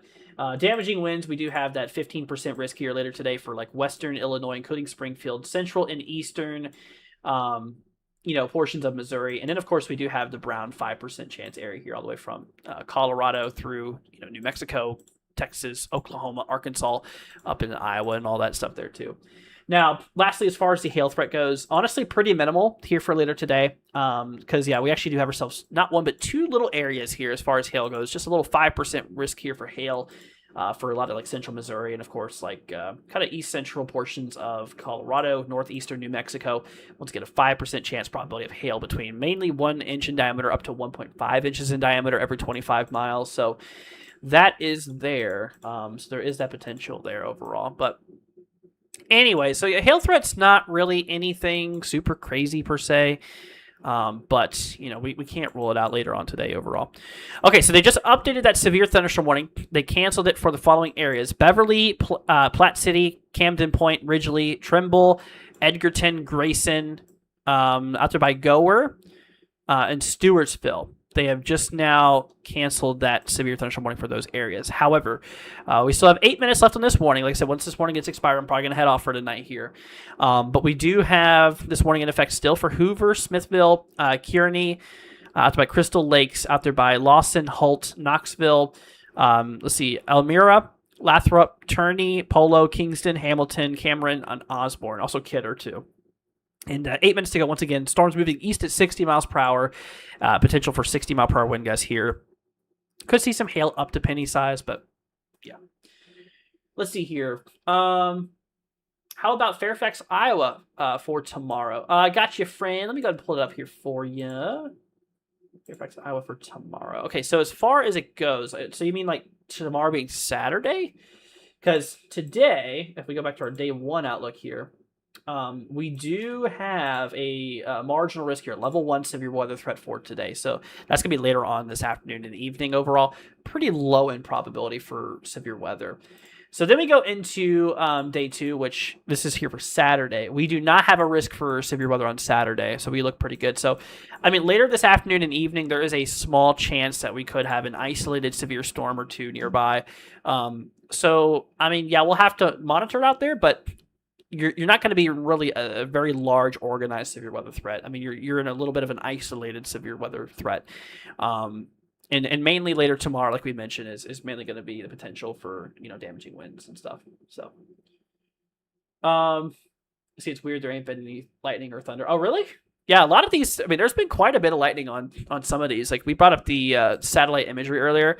So here's our IR scan, but we actually have all these little plus signs. These are all lightning detections, and you can see that there's quite a bit of lightning is still in northeast Kansas. Not as much in Missouri, though. You can see, that's starting to go down a little bit, so that's good. But there still is quite a bit of lightning in some spots here in these storms. So yeah, it's still kicking in some spots here. But anyways, we have just about 6 more minutes left, guys. just about 6 more minutes. So another thing I do want to bring up here is the flooding risk here. So let's actually hop back over here because that's actually another concern that we have here. We'll go back to NOAA here, WPC, and we'll do excessive rain day 1 because we do actually have a risk for flooding. These yellow areas, this is where we have at least a 15% chance probability of flooding every 25 miles. Now, that includes a lot of like central and eastern South Dakota, like central lower Minnesota, like northwestern Missouri, northeast Kansas, east Nebraska, central western Iowa, and all. So that's at least a 15% chance probability of flooding every 25 miles, which is a pretty big concern for those low-lying areas and all. And then, of course, the green here, this is where we do have a at least 5% chance probability here of flooding overall. So a little bit of a potential here for flooding overall there. And, of course, then we go into day 2, which is, I think this is actually for today. I don't think that WPC updated this quite yet. But, yeah, this includes like a lot of Illinois, Iowa, Missouri, Minnesota, and, of course, Wisconsin here. So we'll definitely have to watch out for flooding too, as that is another bit of a concern here. Marty says winds kicked up to about 50 miles per hour from the southwest here in Missouri, south of Bethany, Missouri. Well, be careful, friend. Absolutely. Yeah, you guys are definitely starting to get some pretty heavy winds. It actually looks like that outflow boundary is actually starting to hit Kansas City. So I'm sure out there in Kansas City, those winds are starting to pick up pretty good. Precipitation will shortly follow behind that, so it'll be very, very soon before they start getting storms popping off out there, or the precipitation from it.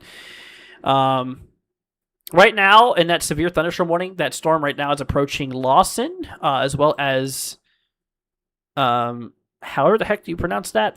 Out there by Crystal Lakes, Mosby, let's see, Elmira, and coming up on Hamilton, Kingston, Polo, Knoxville, and Vibard, which, we have 4 minutes left. 4 minutes left on this severe thunderstorm warning here. So once this gets expired, I think I'm going to call it a night because your boy is kind of tired, I ain't going to lie. What's up, Bryson? Good to see you, friend. Good to see you. Hey, but I tell you what, we got 2.5 hours, of coverage tonight. So I feel like pretty chunky coverage, but yeah, it's getting late and your boy's getting tired, I ain't going to lie. It's getting a little bit more harder to be consistent and talk constantly. It's rough. It is. It's a lot. See, it's getting real windy. Yeah, I bet. I mean, like I mentioned, for a lot of these areas outside of the warning, I mean, these areas are likely still seeing anywhere from 30 to 50 miles per hour winds. I mean, while it is sub-severe for much of these areas in that line, it definitely is likely still pretty strong there. But yeah, where this warning is, that's where the strongest winds are on the line right now. Amber says, I'm going to go to sleep. Good night. Have a good day. You too, Amber. Thanks for joining, friend. Thanks for joining. You have a great night, friend. Like I said, I'm probably not far behind you. I'm probably going to be heading off here pretty soon. Just a few minutes when this warning gets canceled. I really hope they do not extend it. I hope that it's just done for the night.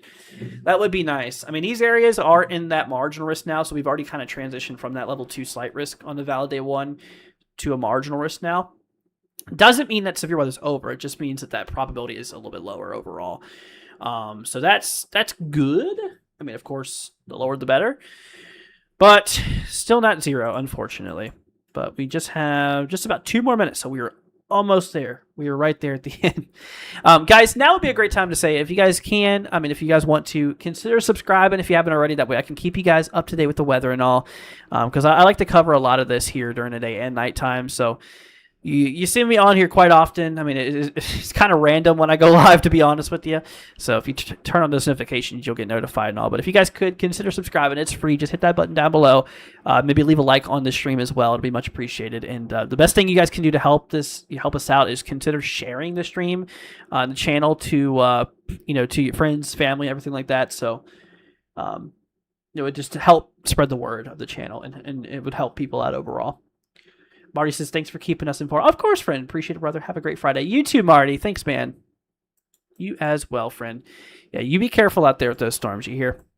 All right, so we got 2 more minutes left, so it's about to expire here in about, now 2 minutes. So once again, this is a warning here for 60-mile-per-hour wind gusts here. This warning still includes Kearney, Smithville, Hoover, Holt, Lawson, Elmira, Lathrop, Turney, Osborne, Cameron, Kidder, Hamilton, Kingston, and Polo. Also Knoxville included there too in that warning as well. So we are on the final stretch here. We are getting closer, but I tell you what, man, this storm has been pretty nasty tonight. You know, we've been seeing multiple damaging wind reports come through, you know, between 60 and 70 miles per hour. I mean, it's, once again, I'm definitely glad I went live here. I mean, because like I said, I put a post earlier saying I was going to cancel the stream because there was no active warnings going on at the time. I laid down, got ready for bed, everything. I laid down in bed, got under my covers, looked at the radar one last time, and I saw that there was a 66 mile per hour wind report and some severe storms popping off. I'm like, I just got in bed, but no, I'm happy to be here though. So I got up, went to my computer, made the thumbnail, went live for you guys, and like I said, I'm definitely glad to do so. Definitely am glad to do so. What's up, Spencer? Good to see you, friend. Good to see you. So we have about 45 seconds left over before this does get canceled, so not too much longer, and I think we'll be good. Honestly, I feel like here soon, if they're going to extend it, they're going to probably do it here just in a few moments. Which, honestly, here, let's hop back over here. I believe they're probably... Hey, let's go TCMI, or TMCI, sorry. Let's see what that looks like here. That's that terminal radar over there by Dearborn area. 900 feet. I mean, we're still seeing... Well, this is showing like 59 knots down here by the Liberty. But that's 900-ish feet here. Doesn't mean that that's what it is on the surface. You know what I'm saying? Alrighty, guys. I tell you what, knock on wood, but we no longer have any warnings in effect right now. Now, there is a good potential, you know, that we possibly could see maybe a couple more warnings overnight. So, but I think at this point, I think the majority of the warning, or the majority of the activity here tonight, I think is over with at this moment. So we basically tracked these storms as they rolled through northeastern Kansas, southeastern Nebraska, now as they're working their way through northwest Missouri. But we now have a clean slate, no current warnings. I think I'm going to head off for now. We actually just hit 2 hours and 30 minutes of coverage. So I think this is a good stopping spot right here for tonight. But before I do, once again, a big thank you to our donators and all. You guys are absolutely amazing. Much love to you guys. I Hate Space, thank you so much for the super chat earlier. Same thing for Christy and Tucker Bear. Thank you so much, guys, for the super chats. And lastly, of course, once again, a big thank you to David for the $20 Cash App donation. I really do appreciate you guys. And like I said, any little bit helps. It definitely helps allow me to keep doing what I do because it allows me to make this my full-time job and allow me to go live at any time that there's severe weather. So by the donations we do get, it helps keep us active, and it helps keep us being able to do what we're doing here, in which I cannot thank you guys enough for the people who have, in fact, supported us directly. And, I mean, even if you're just chilling here and hanging out for a bit, I really appreciate you guys as well. But at this point, friends, I think we're going to go ahead and call it a stream. If you guys could, on your way out, maybe consider subscribing. Like I said, I'm not going to be like, subscribe now. No, just consider it. And that way, because, you know, whenever we cover other future events and all, that way, you know, you guys will have a source to go to if I am live, because, you know, I'm typically live a lot during the night times, I've noticed and all. Anyways, all right, everybody. Well, I'll tell you what, we are now free of warnings. Knock on wood. I hope that this is that we get no more tonight. Which once again, this is a pretty good stopping spot. So I think I'm gonna head off for now. Once again, everybody, thank you all so much for joining. If you guys could leave a like on your way out, maybe consider sharing the channel to your friends, your family, put on your Facebook, Twitter, whatever, just to help spread the news about the channel and all. It'll be much appreciated. But alrighty, friends. Well, thank you all for joining. KJack says good night, Andrew, and everyone. Thanks for going live in the overnight. Of course, friend. Of course, you're very welcome. All right, friends. You guys take care. Once again, big shout out to these guys for the support here on the super chats tonight. Thank you, guys. Really appreciate you. Y'all take care. Have a wonderful rest of your night. We'll see you guys in the next one. See you guys later tomorrow. Peace out, my friends. See ya later up.